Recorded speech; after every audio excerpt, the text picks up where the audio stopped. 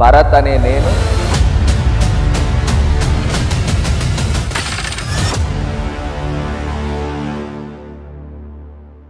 దేవుడి దయతో, ప్రజల దీవెనలతో, జగనన్న యొక్క దీవెనలతో మాట ఇస్తాం. భరత్. సో ఈ భరత్ అంటే రాజమండ్రి, రాజమండ్రి అంటే భరత్. సార్ ముందుగా మీకు నమస్తే. నమస్తే అండి.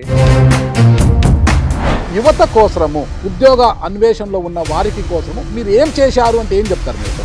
సో ఇందులో ప్రధానంగా ముఖ్యమంత్రి గారిని రిక్వెస్ట్ చేసి రాజమండ్రి సిటీకి, రాజమండ్రి జిల్లాకి, తూర్పుగోదావరి జిల్లాకి మీకు ఒక మెడికల్ కళాశాల వచ్చింది. అందులో మీరు సాధించిన గొప్ప ఏంటి అంటే ఏమంటారు? ఒకటండి, ఇప్పుడు అది రాజమండ్రికి ఇవ్వాలని ఏంటి రూల్ ఏమన్నా ఉందా? అంటే జగన్ సార్ పరిపాలన కదా సార్. సో ఇన్నేళ్ళలో మాకు ఒక్క ఐటీ కంపెనీ కూడా ఎందుకు లేదు సార్? రాజమండ్రికి 100 crores తో we've got a sanction of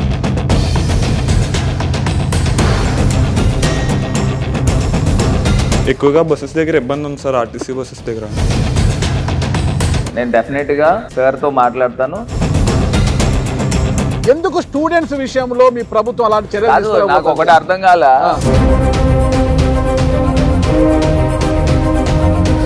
బస్సులు, ట్రాఫిక్ ఇది వదిలేయండి, రోడ్స్ పరిస్థితి ఏందో చెప్పండి. మోరంపూడి హైవే కూడా డెవలప్ చేస్తానన్నారు.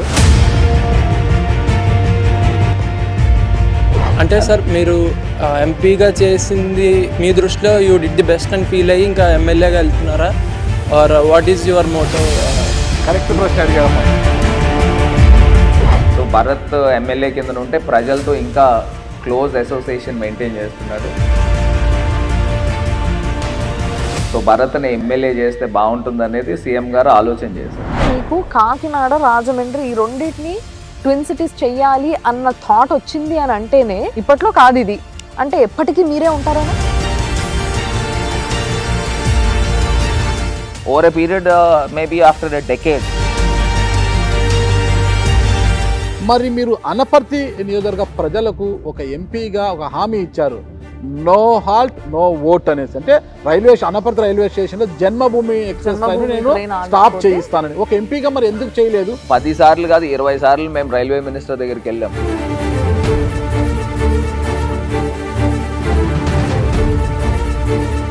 బ్లేడ్ బ్యాచ్ రౌడీజం పోవాలి, మార్గాన్ భరత్ ఎమ్మెల్యేగా రావాలని కూడా ఫ్లెక్సీలు వేసేశారు. చాలా బాగుంది స్లోగన్ అది. ఇంతకీ బ్లేడ్ బ్యాచ్ ఉండేది ఎక్కడ, ఎవరితో? నేను అనే వ్యక్తి ఉన్నాను కాబట్టి రాజమండ్రి ఈజ్ పీస్ఫుల్. నేను గర్వంగా చెప్తున్నా. ఏదైతే ఆవ రైతుల స్కామ్ జరిగిందో, సో దీనివల్ల అంటే దాదాపుగా ఒక 22,000 మంది ఓటర్లు అనుకోవచ్చు.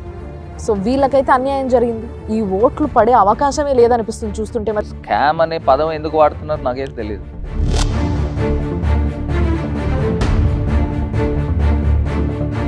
చెప్పండి, ఒక రీల్ హీరో ఉన్నాడు ఈ రాజమండ్రిలో. ఈ రీల్ హీరోకి ప్రతి పనిలో 15% కమిషన్ వస్తుందని చంద్రబాబు నాయుడు గారు అంత గట్టిగా చెప్తే కూడా నమ్మకపోతే ఎట్లా అండి? సరే ఇప్పుడు ఆయన ప్రూవ్ చేయమనండి. ఇప్పటికి స్టార్టింగ్ లో అన్నారు కదన్నా, ఇప్పుడు అరే చెప్పనివ్వండి సార్. ఇద్దరు కలిపి 2 చెవులకి ఇస్తున్నారు. మోరంపూడి ఫ్లైఓవర్ ని కూడా నా ఆస్తులు అమ్మైనా నిర్మిస్తానన్నారు. అసలు మీకున్న ఆస్తి ఎంతండి?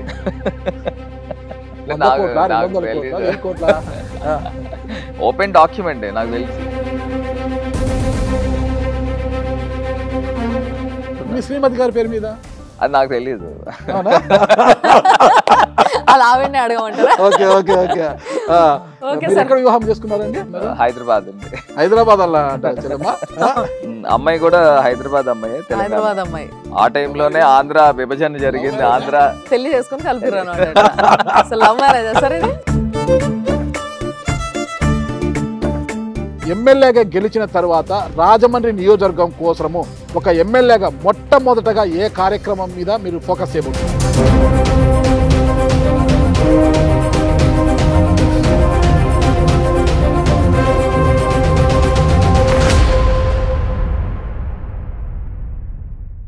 సుమన్ టీవీ ప్రేక్షకులకి నమస్తే.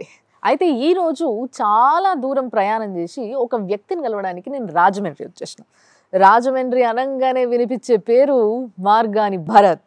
సో ఈ భరత్ అంటే రాజమండ్రి, రాజమండ్రి అంటే భరత్. ఈ విధంగా అయిపోయింది ఈ రోజు పరిస్థితి. ఎవరిని అడిగినా కానీ నేను వచ్చే ముందు సార్ నిజంగా నేను వచ్చే ముందు నేను రాజమండ్రికి వెళ్తున్నా అని చెప్పంగానే ఓహో భరత్ గారి ఇంటర్వ్యూవా, ఫ్లైట్లో కూడా భరత్ గారి ఇంటర్వ్యూవా, ఇది పరిస్థితి ఈ రోజు. ఇక్కడ మనం మాట్లాడుకోవాలి. ఒక ఇంతకు ముందు ఆయన రియల్ హీరో, ఇప్పుడు రియల్ హీరో అవుతున్నారు ఆయన. ఆ రియల్ హీరో ఎలా అయ్యారు, ఏమి చేసి అయ్యారు అనేది కూడా మన ఇద్దరం ఈ ఇంటర్వ్యూ ద్వారా మనం ఆయన ప్రశ్నించాలి, విషయాలు తెలుసుకోవాలన్నమాట. అండ్ డెఫినెట్లీ అన్న, ముందుగా ఇక్కడ చాలా మంది స్టూడెంట్స్ ఉన్నారు అండ్ వీళ్ళందరూ కూడా ఇప్పుడిప్పుడే ఓటు హక్కు తెచ్చుకొని ప్రశ్నించడానికి వచ్చారు. అంటే హక్కు వచ్చింది మాకు ప్రశ్నించేది, కాబట్టి మేము అందరం ప్రశ్నిస్తామని ఇక్కడ చాలా మంది స్టూడెంట్స్ వెయిట్ చేస్తున్నారు. చాలా గట్స్ ఉన్న పిల్లలాగే కనిపిస్తున్నారు, చాలా గట్టిగా కూడా ప్రశ్నించేలాగా కనిపిస్తున్నారు. ఓకే, ఒక్కటే మనం ఇక్కడ రాజమండ్రిలో పార్కుల విషయం కావచ్చు, ఏదైనా కావచ్చు, రాజమండ్రిలోకి ఒక హెరిటేజ్ సిటీ ఇది. ఈ హెరిటేజ్ సిటీని రాజమండ్రి అప్లిఫ్ట్ చేశారు, ఫేస్ అప్లిఫ్ట్ చేసిన వ్యక్తిగా మార్గాన్ భరత్ గారికి ఒక పేరుంది. అయితే ఇవన్నీ విషయాలు పక్కన పెడితే విద్యా వైద్య పరంగా అంటే కనీస అవసరాలైన ప్రజల కనీస అవసరాలైన విద్యా వైద్య రంగాన్ని ఆయన ఏ మేరకు అభివృద్ధి చేశారు, ఓకేనా, ఇక పరిశ్రమలు తీసుకొచ్చి ఉపాధి పరంగా యువత కోసం ఏం చేశారు అన్న విషయాలు ఫస్ట్ మనం తెలుసుకుంటాం. అవునన్నా, ఫస్ట్ భరత్ గారితో స్టార్ట్ చేస్తామా, స్టూడెంట్స్ తో స్టార్ట్ చేద్దామా? భరత్ గారితోనే స్టార్ట్ చేద్దాం. భరత్ గారితోనే, ఓకే, అయితే నువ్వే స్టార్ట్ చేయి, నేను అనుకుంటున్నా. సో సార్ ముందుగా మీకు నమస్తే. నమస్తే అండి, మీకు సుమన్ టీవీ ప్రేక్షకులకి నమస్కారం. సో సార్ యాక్చువల్గా ఈరోజు చాలా మంది స్టూడెంట్స్ ఏం అడగబోతున్నారు అన్న ఒక యాంగ్జైటీ నా లోపల పెరుగుతుంది. ఎందుకు అని అంటే ఒక లీడర్ ప్రజల ముందుకు వచ్చి లేదా వాళ్ళ జనాల మధ్యలో ఉండి, వాళ్ళ ఊర్లోనే వాళ్ళ జనాల మధ్యలో ఉండి మాట్లాడగలిగితేనే అసలైన అదే ఇందాక అన్నట్టుగా రియల్ హీరో అయ్యే అవకాశం వస్తుంది. సో మీకు ఇది బెస్ట్ అవకాశం అనుకుంటున్నా, కానీ ఆ అవకాశాన్ని వీళ్ళు ఎట్లా వాడుకుంటారు అనేది కూడా చూడాలి. దానికన్నా ముందు యాక్చువల్గా నేను అన్న డిస్కస్ చేసుకున్నప్పుడు మా ఇద్దరికి ఒక డౌట్ వచ్చింది.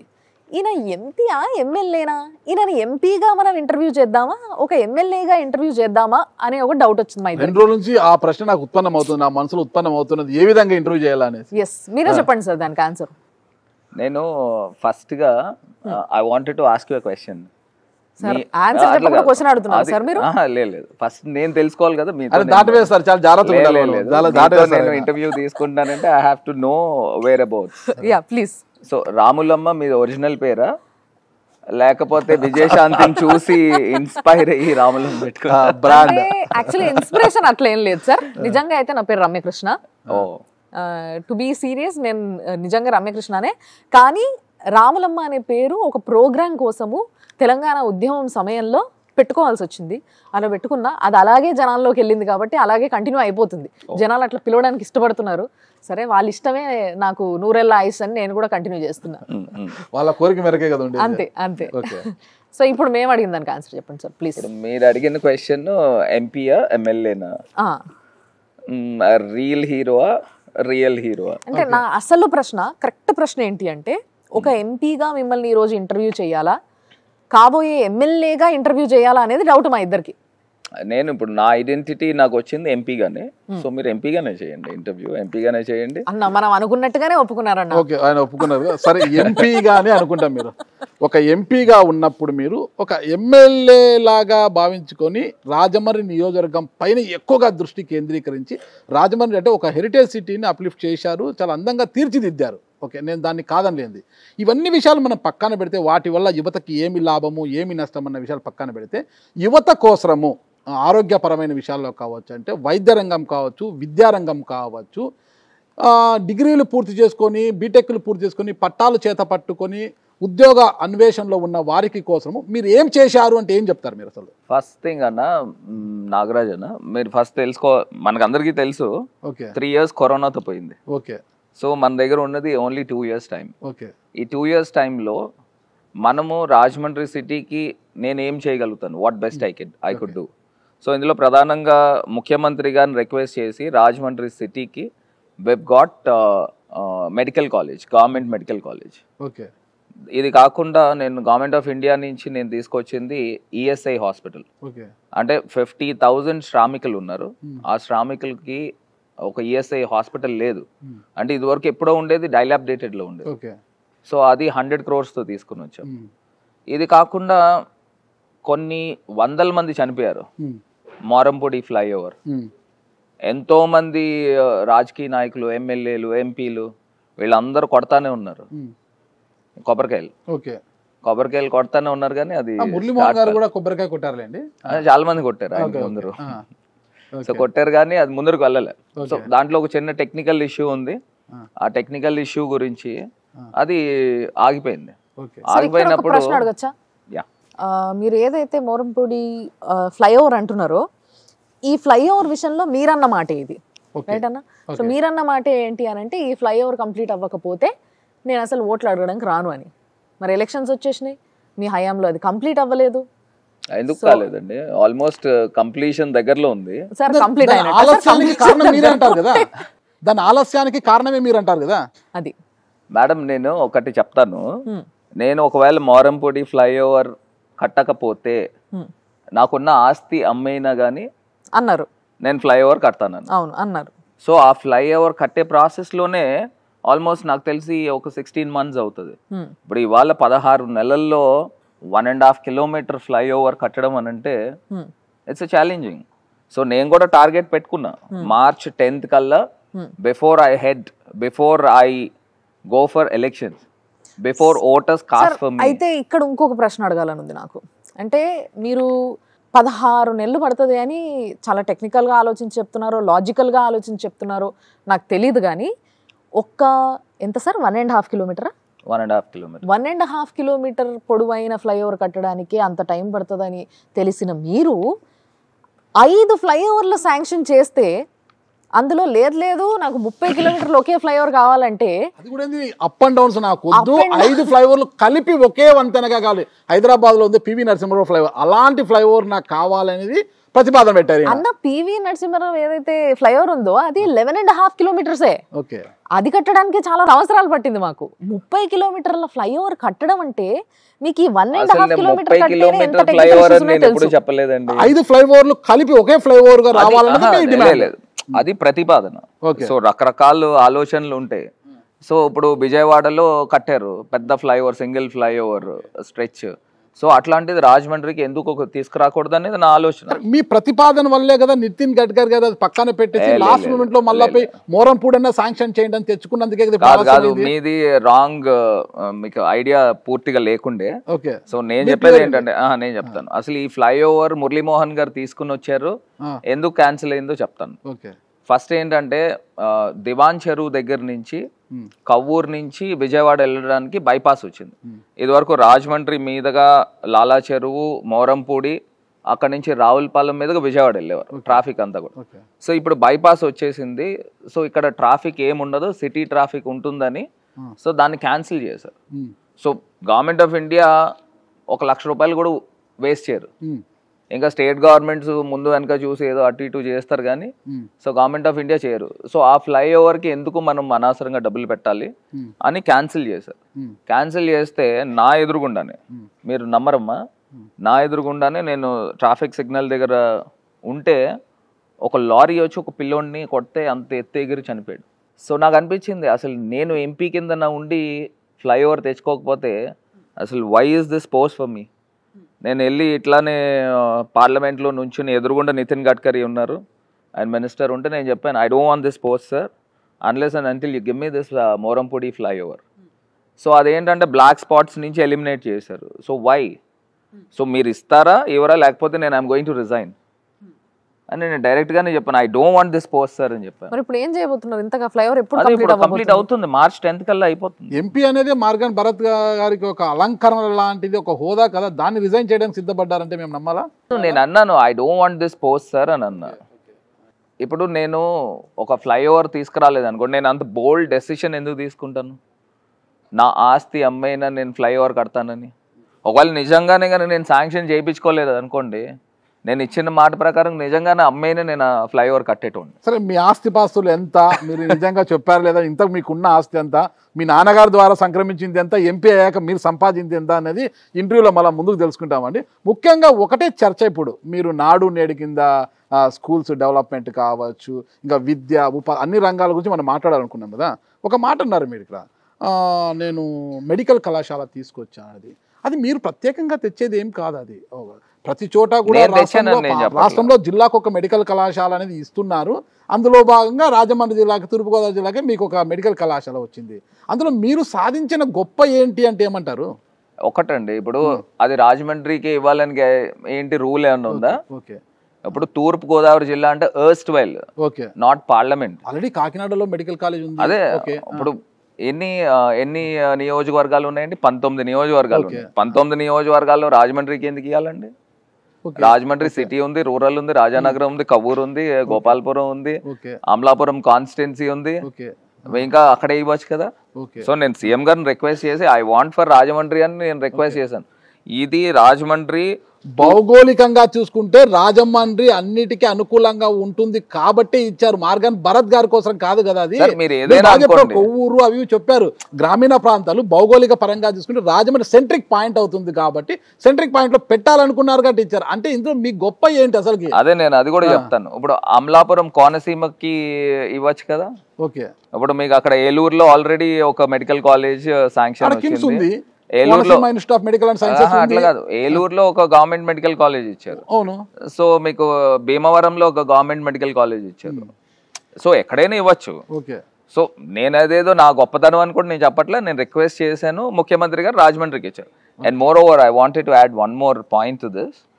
ఇప్పుడు గవర్నమెంట్ ఆఫ్ ఇండియా ఇచ్చిన ఫండ్స్ ఓన్లీ 3 మెడికల్ కాలేజీలకి ఇచ్చారు. ఓకే, ఇప్పుడు దాకా నేను ఒకటే క్వశ్చన్ అడుగుతానన్నా, చంద్రబాబు నాయుడు గారు 14 years ముఖ్యమంత్రి కింద ఉండి ఒక్క గవర్నమెంట్ మెడికల్ కాలేజ్ కూడా తీసుకురాలేదు.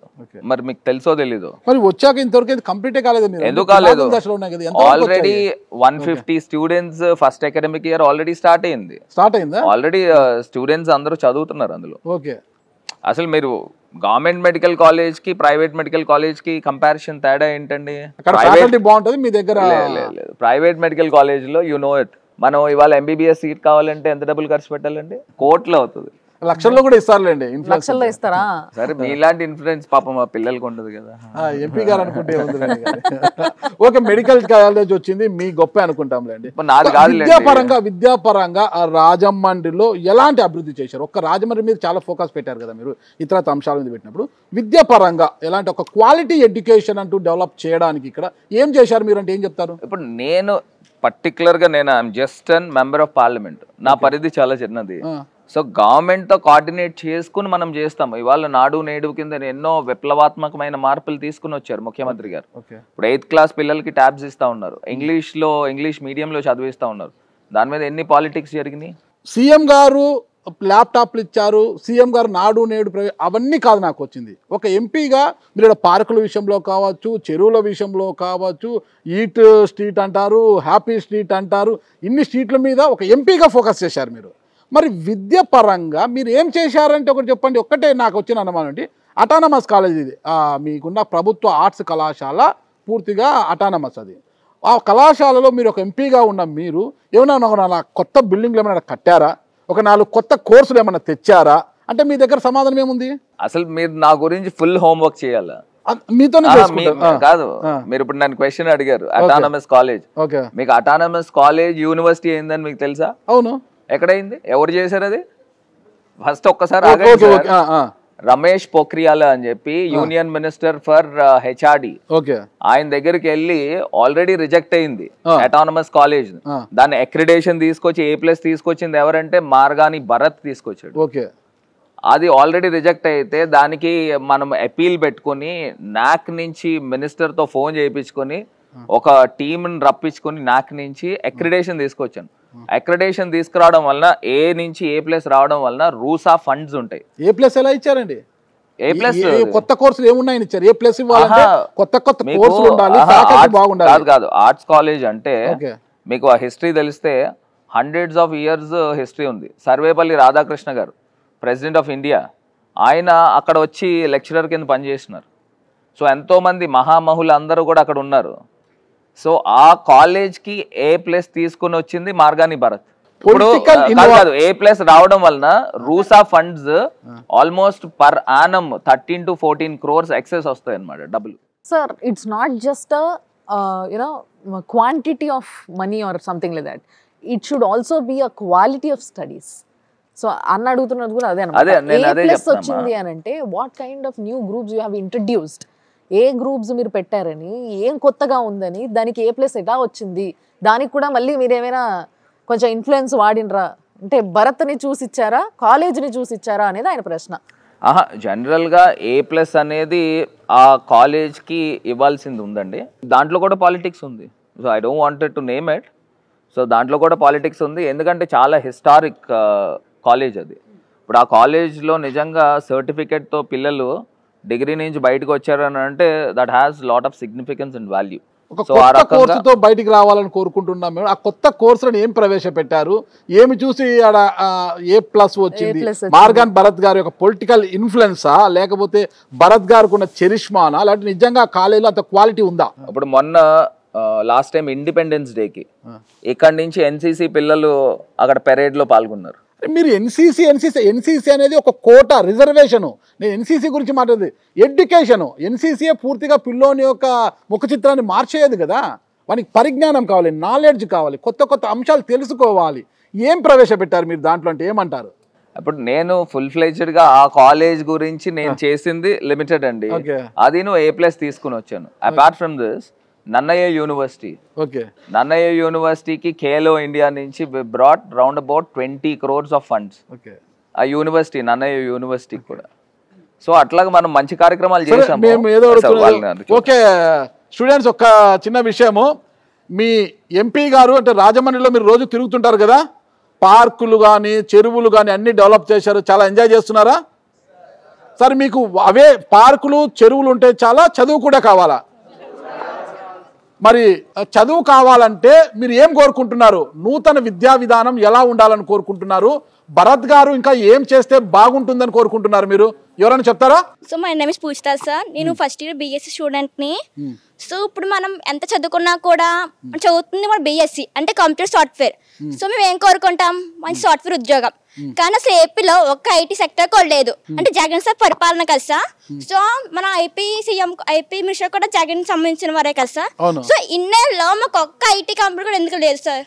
మేము ఏమైనా IT కంపెనీ కావాలంటే బెంగళూరు, కేరళ, చెన్నై ఇలా వెళ్ళాల్సి వస్తుంది. సో ఆ శాలరీ మాకు ఖర్చులకు సరిపోవట్లేదు. సో రిమైనింగ్ మాకేం సరిపోద్ది సార్? సో మీరు ఎప్పుడు IT కంపెనీ తీసుకుంటాం. దానికి మీరు ఆన్సర్ చేయండి. BSc కంప్యూటర్స్ అవుతుంది, నా చదువు అయిపోయిన తర్వాత నాకు ఉద్యోగం కావాలంటే ఇక్కడ ఒక్క IT కంపెనీ కూడా లేదు, నేను ఎక్కడికి వెళ్ళాలి? What's your name? Pujitha. You are studying BSc computers కదా. రాజమండ్రిలో నేను I told you before 3 years కరోనాతో పోయినా 2 yearsలో మనం వర్క్ చేస్తున్నాము. ఈ 2 years స్పాన్లో whether you know it or not, రాజమండ్రికి 100 crores we've got a sanction of software technology park of India. బొమ్మూరులో కలెక్టరేట్కి ఆనుకుని 2 acres స్థలం ఆల్రెడీ ఇచ్చాము. So this is in the process. So STPI రాజమండ్రికి 100 crores ఒక మార్కీ బిల్డింగ్ రానుంది. సో ప్లగ్ అండ్ ప్లే కిందన అది డెఫినెట్గా నెక్స్ట్ టర్మ్లో నేను తీసుకుని వస్తున్నాను. We're going to have a nice software park in Rajahmundry city. So second question sir. So మాకు తెలిసిన రిలేటివ్ ఒక అక్క మాట ఫస్ట్ గైడ్లో ఫ్రీ ఇన్వెస్ట్మెంట్ జాయిన్ అయ్యింది అండ్ అప్పుడు TDP పరిపాలన సార్. అండ్ ఎప్పుడైతే జగన్ సార్ పరిపాలన వచ్చిందో అండ్ అప్పుడు అక్కకి కరెక్ట్గా డిగ్రీ కంప్లీట్ అయిందంట సార్, MSc కంప్లీట్ అయిందంట సార్. కానీ అక్కను ఇప్పుడు మొత్తం ఫీజు కడితే కానీ మొత్తం సర్టిఫికెట్స్ ఎవరని చెప్తున్నారంట సార్. ఈ ప్రశ్న చాలా మంది విద్యార్థుల్లో తలెత్తుతోంది. గతంలో ఏం చేసేవారంటే గత ప్రభుత్వం రాజశేఖర రెడ్డి గారి హయాంలో ఫీజు రియంబర్స్మెంట్ అంటే కాలేజీలకే విద్యార్థులకు సంబంధించిన ఫీజులను కాలేజీలకే యాజమాన్య ఖాతాలలోకి జమ చేసేవారు, వాళ్ళకి రావాల్సిన చెల్లించాల్సిన ఫీజులు. ఇప్పుడు మీ ప్రభుత్వం వచ్చాక ఏం చేస్తుందంటే విద్యార్థుల తల్లిదండ్రుల ఖాతాల్లోకి అంటే విద్యార్థుల ఖాతాల్లోకి డబ్బులు వేస్తున్నారన్నమాట. ఆ ఖాతాల్లోకి మీరు ఇలా వెయ్యడము, వారి తల్లిదండ్రులు ఖర్చులకు ఉపయోగించుకోవడము.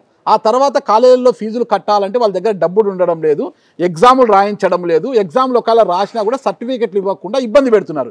ఈ విషయంలో మీరు ఎలాంటి చర్యలు తీసుకుంటున్నారు? నేను ఒకటి చెప్తానన్నా నాగరాజ్ అన్న, మీకు చాలామందికి తెలుసో తెలీదో నేను ఇప్పుడు చెప్పే అంశము, లాస్ట్ గవర్నమెంట్ దిగిపోయేటప్పుడు గవర్నమెంట్లో ఉన్న డబ్బులు 100 కోట్ల రూపాయలు. At the same time what the question you have asked, last గవర్నమెంట్లో వాళ్ళు పెట్టిన బకాయిలు నాకు తెలిసి రియంబర్స్మెంట్ల మీద పెట్టిన బకాయిలు 3,800 కోట్లు, if I'm not wrong, subject to the correction. నాకు తెలిసి 3,000 and odd crores బకాయిలు ఇంకా కట్టాలి. ఏది 3 సంవత్సరాలు 4 సంవత్సరాలు బకాయిలు. ఇప్పుడు గవర్నమెంట్ ఇప్పుడు మారిన తర్వాత ఇప్పుడు మనం తీసుకున్న డెసిషన్ ఏంటంటే సబ్సిక్వెంట్గా బ్యాచిలర్స్ డిగ్రీ దాకా మనము ఫీజు రియంబర్స్మెంట్ అంటే వాళ్ళ తల్లులకే ఇచ్చేస్తున్నాం, విద్యా దీవెన వసతి దీవెన కింద. ఇప్పుడు ఆఫ్ లేట్ నెమ్మదిగా మాస్టర్స్ కూడా ఇప్పుడు మనం స్టార్ట్ చేస్తూ ఉన్నాం. అంటే సింపుల్గా ఇక్కడ అంటే మీరు చెప్పేది okay sir, me version of explaining is different, okay I accept. కానీ ఇక్కడ యాక్చువల్గా ప్రశ్న రేజ్ అయింది ఏంటి అని అంటే, ఇందాక అన్న అడిగింది కూడా అదే, మీరు ఏదైతే పైసలు ఉన్నాయో అవి అకౌంట్లో తల్లిదండ్రులకు వేస్తున్నారు. దానివల్ల ఏమవుతుందంటే వాళ్ళు వాడుకుంటున్నారు, వీళ్ళ చదువు దెబ్బతింటుంది. అందరూ ఒకలా ఉండరు, పిల్లల్ని చదివించాలన్న ఫీలింగ్ అందరిలో ఉండాలని గ్యారంటీ లేదు. గవర్నమెంట్ పాలసీ, దీన్ని మీలాంటి వారు రైస్ చేయొచ్చు కదా, ఇది గవర్నమెంట్ పాలసీ. సో నేను ఒకటి చెప్తానన్నా, ఇవాళ గవర్నమెంట్లో మీరు పిల్లలు అందరూ కూడా మీరు గవర్నమెంట్ స్కూల్స్ చూసారా? ఇదివరకు పూర్వం గవర్నమెంట్ స్కూల్స్ ఎట్లా ఉండేవి, ఇప్పుడు ఎలా ఉన్నాయో చేంజెస్ చూసారా?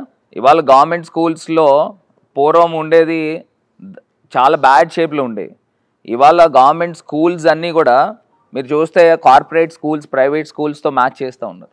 ఆల్మోస్ట్ 70,000 crores ఎడ్యుకేషన్ సెక్టర్ మీద we have invested గవర్నమెంట్. అబ్బాయిల నుంచి ఎవరైనా మాట్లాడతారా? అబ్బాయిల నుంచి మాకు స్టూడెంట్స్కి ఎక్కువగా బస్సెస్ దగ్గర ఇబ్బంది ఉంది సార్. ఆర్టీసీ బస్సెస్ దగ్గర. ఆర్టీసీ బస్సెస్ అంటే ఎక్కడికి వెళ్ళడానికి? ఎక్కడైనా మేము ఎక్కడి నుంచి వచ్చినా మాకు ఎక్కువ రెగ్యులర్గా ఉండేది బస్ ఫెసిలిటీ ఉండట్లేదు సార్. ఓకే, అంటే లోకల్గా మాకు ఈ కాలేజ్కి వచ్చే వాళ్ళు దాంట్లో కానీ ఏది చూసుకున్నా. అంటే నీకేం కావాలని కోరుకుంటున్నావు? బస్సెస్ పెంచాలి సార్. అగైన్ ఒకే బస్సుకు ఉన్న సిట్టింగ్కి 55 సార్. నార్మల్గా అయితే మాది పురుషోత్తపట్నం సైడ్ నియర్లీ 120 people వెళ్తూ ఉంటారు sir daily bus. And again నేను ఒక్క రోజు నాకు ఇలాగే ప్రాబ్లం అవుతుందని నేను ఒకసారి బస్సు ఆఫ్ చేస్తాను సార్. ఆఫ్ చేస్తే నా మీద కేసు పెట్టారు సార్. కొద్దిగా ఇబ్బంది పెట్టారు. అగైన్ మీకు ఇంక్లూడ్ అదేంటి ఆ ప్రాబ్లం ఇంకా సాల్వ్ అవ్వలేదు సార్. మాకు ఇంకా ప్రాబ్లం వస్తుంది దానివల్ల. అగైన్ అడిగితే అక్కడ కొద్దిగా అంటే అక్కడ ట్రాఫిక్ ఎక్కువ ఉంటుందా? జనాలు లోపల ఎక్కువ ఉంటున్నారా? బస్సెస్లో ఎక్కువ ఉంటున్నారు సార్. బస్సెస్లో ఎక్కువ ఉంటారు. సో ఇంకొక సర్వీస్ కావాలి, ఎక్కువ ప్రొవైడ్ చేయాలి సార్. అదే ఇంకొక బస్ సర్వీస్ కావాలి. అవును సార్. అక్కడికి వెళ్ళేదానికి నేను డెఫినెట్గా ఈ రోజే మాట్లాడతాను ద్వారకా తిరుమల సార్తో. ఆయన he's an MD for RTC సార్తో మాట్లాడతాను. అసలు రాజమండ్రి పరిఫరీలో ఎక్కడెక్కడ ఎక్కువ ట్రాఫిక్ ఉందో నేను ఐడెంటిఫై చేసి ఆ ప్రాబ్లం క్లియర్ చేస్తాను. సో హేమంత్, నేను I will take your number in a span of week days. I'm going to resolve your issue. Okay, నాకు ఒక చిన్న అనుమానం ఉంది ఎంపీ గారు. నాకు ఒకటి వచ్చింది. ఇప్పుడు మీరు స్టూడెంట్స్ బస్సెస్ కోసం ఇంత ఇబ్బంది పడుతున్నారు కదా, వాళ్ళు చెప్తున్నారు ఇది ప్రతి జిల్లాలో ప్రతి నియోజకవర్గంలో తలెత్తుతున్న ప్రశ్న విద్యార్థులకు. ఇప్పుడు తెలంగాణను పులిని చూసి నక్క వాత పెట్టుకున్నట్లుగా కర్ణాటకను చూసి తెలంగాణ కొన్ని సంక్షేమ పథకాలను అందిపుచ్చుకుంది. ఇప్పుడు తెలంగాణలో ఏదైతే మహిళలకు ఉచిత బస్సు ఫ్రీ అన్నారు కదా, తెలంగాణలో మహిళలు ఎలా వాడుకుంటున్నారు బస్సును తెలుస్తుంది. ఇక్కడ కూడా మహిళలకు ఉచిత ప్రయాణం అనేది పెట్టారు బస్సులో, ఆర్టీసీ బస్సులో. ఎందుకు స్టూడెంట్స్ విషయంలో మీ ప్రభుత్వం అలాంటి చర్యలు? నాకు ఒకటి అర్థం కాల, పులిని చూసి నక్కవాత పెట్టుకునేది చంద్రబాబు నాయుడు గారు. ఆయన అనౌన్స్ చేశాడు, అనౌన్స్ చేయలేదు. ఫస్ట్ మీరు వాళ్ళే అనౌన్స్ చేశారు. వాళ్ళు చేసిన తర్వాత మళ్ళీ మీరు చెప్పారా లేదా? ఏమని? అప్పుడు పులి చూసి నక్కవాత పెట్టుకుంది ఎవరంటారు? నేను ఒకటి చెప్తానన్నా, అసలు the history of Andhra Pradesh, history of India, ఇన్ని సంక్షేమ పథకాలు ఇచ్చిన ప్రభుత్వం ఇప్పుడు దాకా దేశంలో ఎక్కడ లేదు. నేను ఛాలెంజ్ చేస్తాను, ఓపెన్ ఛాలెంజ్. విద్యార్థులకు ఉపయోగపడేది చేయండి, సంక్షేమ పథకాలు ఇస్తున్నారు. నేను ఒకటి చెప్తాను, 100% సాచ్యురేషన్ లో మొత్తం పనులన్నీ చేయాలని అంటే దేవుడు దిగి రావాలా. ఓకే. సో ఇవాళ ఎక్కడైతే ఇష్యూస్ వచ్చినాయి, ఇప్పుడు విద్యార్థులతో నేను ముఖాముఖి పెట్టాము. సో వాళ్ళ దగ్గర ఏమేం ప్రాబ్లమ్స్ ఫేస్ చేస్తున్నారు అనే మెయిన్ ఎజెండా అదే కదా. సో దాని గురించి ఇప్పుడు అబ్బాయి హేమంత్ చెప్పాడు. సో నేను వీక్ డేస్ లో నేను రిజాల్వ్ చేస్తాను. అట్లా గవర్నమెంట్ దృష్టికి తీసుకెళ్ళండి, విద్యార్థుల కోసం ఉచిత బస్సు ప్రయాణం పెడతామనేది. మీరు అడగండి, ఏదో అనుమానం వచ్చింది మీకు? Yes, exactly. ఇందాక నేను అన్న అంటుంటే అదే అన్నా అనమాట. బేసిక్గా అక్కడ ఒక పథకం వచ్చింది, అది ఎట్లా నడుస్తుంది ఏంటి అనేది చూసుకోకుండా ఇక్కడ కూడా లాంచ్ చేసే ఉద్దేశంలో ఉన్నారు. అంటే ఆ టాక్ నడుస్తుంది. వేరాస్ నిజంగా రిక్వైర్మెంట్ ఉన్న దగ్గర మినిమం ఈ టాక్ మీ దాకా రాలేదంటే మీరు ప్రజల్లో ఏమాత్రం తిరుగుతున్నారు అనేది ఇక్కడ అర్థమైపోతుంది. లేదు, ఇప్పుడు ట్రాఫిక్ ఉండిందని చెప్పారు. ఇప్పుడు మీకు తెలుసో తెలీదో, నేను యాక్చువల్గా టిట్కో హౌసెస్ అంటే government of India houses programme ఉంది. సో అట్లా రాజమండ్రిలో ఒక బమ్మూర్ ఏరియాలో ఆల్మోస్ట్ 4,000 హౌసెస్ కట్టారు. సో అది కొంచెం అలూఫ్ ప్లేస్ అనమాట, కొంచెం లోపలికి వెళ్ళాలి. సో అక్కడ వాళ్ళు చాలా ఇబ్బందులు పడుతున్నారని నా దగ్గర వచ్చి చెప్పంగానే daily 2 RTC bus services 10 days బ్యాకే లాంచ్ చేసి రావడం కూడా జరిగింది. So the people are so happy. సో అట్లాగే ఎక్కడెక్కడ ఇష్యూస్ ఉన్నాయి అన్ని రిజాల్వ్ చేస్తా ఉన్నాం. వాళ్ళు will take the question. Hello, good evening sir. Yeah, మాది మెండపేట సార్. మాది వచ్చేటప్పుడు బస్సులు బాగుంటలేదు సార్. అసలు అంటే లిమిట్కి ఎక్కించోళ్ళు సార్ కండక్టర్లో. అంటే ఫుల్గా ఎక్కించేసుకుంటాం అంతా. అదే పాత మీద నుంచి ఉంటున్నాం, దానికి రాడ్ వేసేస్తున్నారు. ఇంకా చెప్పాలంటే తమ్ముడు ఎక్కడ మీది? మెండపేట సార్. ఎక్కువ ఎక్కించేసుకుంటున్నారా జనాల్ని? అంతే, కొంచెం స్టూడెంట్ బస్ లేదని అంతరండి మీరు. ఇప్పుడు ఇంకొకటి ఎలక్ట్రిక్ బస్సెస్ రాబోయే రోజుల్లో రాబోతా ఉన్నాయి. So we made a contract with one of the finest players. So electric buses ఆంధ్రప్రదేశ్కి ఇంట్రడ్యూస్ చేస్తూ ఉన్నాం. So there will be a change slow and steadily. Yeah Babu Rama. Sir, morning college అవర్స్లోని బస్సెస్ అవైలబిలిటీ తక్కువగా ఉంటుంది సార్. స్టూడెంట్స్కి చాలా ఇబ్బంది అయిపోతుంది. కాలేజ్కి వచ్చేసరికి లేట్ అయిపోతుంది సార్. సార్ నేను ఒక పని చేస్తానమ్మా, మీ స్టూడెంట్స్ పాయింట్ ఆఫ్ వ్యూలో ఒక మంచి డిబేట్ జరిగింది. నేను I will write letters to all colleges రాసి ఏ ఊర్ల నుంచి రాజమండ్రికి ట్రాఫిక్ ఎక్కువ ఉందో నేను ఐడెంటిఫై చేస్తాను. ఐడెంటిఫై చేసి I will resolve the issue. డెఫినెట్గా అయితే చేస్తాను, నేను ఏదో మాటలు చెప్పేది కాదు. నెక్స్ట్ నేను ఒక ప్రశ్న అడుగుతాను మీ అందరినీ, మీరు చెప్పండి. రైట్, మాకన్నా ఎక్కువగా మీరు బాగా రాజమండ్రి అంతా తిరుగుతూ ఉంటారు కదా, బస్సులు ట్రాఫిక్ ఇది వదిలేయండి, రోడ్స్ పరిస్థితి ఏందో చెప్పండి. రాజమండ్రిలో అయితే చాలా డెవలప్ అయింది సార్. రోడ్స్ అయితే చాలా బాగున్నాయి. ఇప్పుడు మోరంపూడి హైవే కూడా డెవలప్ చేస్తానంటున్నారు. అది కూడా డెవలప్ అయితే we will be very thankful you to sir. అడగడానికి ఏం లేదా అయితే రోడ్లకు సంబంధించి? రోడ్ సంబంధించి ఏం లేదు మేడం, చాలా డెవలపింగ్ ఉన్నాయి రోడ్స్ మొత్తం. ఓన్లీ ప్రాబ్లం అంతా ట్రాఫిక్ బస్సులే. Good evening sir. First of all మీరు ఎంపీగా విన్ అయినప్పుడు I really felt very happy because చాలా కాలం తర్వాత ఒక యంగ్ పర్సన్ పాలిటిక్స్లో చూస్తున్నాను. చాలా I felt very happy. Honestly I want to ask you one question sir. ఇప్పటిదాకా మీరు ఎంపీగా చేశారు, ఏం చేయలేదు అనేది ఒక విషయం పక్కన పెడితే, now why are you trying to stand as an urban MLA of Rajahmundry? అంటే సార్ మీరు ఎంపీగా చేసింది మీ దృష్టిలో యూ డిడ్ ది బెస్ట్ అని ఫీల్ అయ్యి ఇంకా ఎమ్మెల్యేగా వెళ్తున్నారా, or what is your motto? Correct ప్రశ్న అడిగావమ్మా. లోకేష్, యాక్చువల్గా నాకు ఎంపీ ఎమ్మెల్యే 2 రోల్స్ ఉన్నాయి.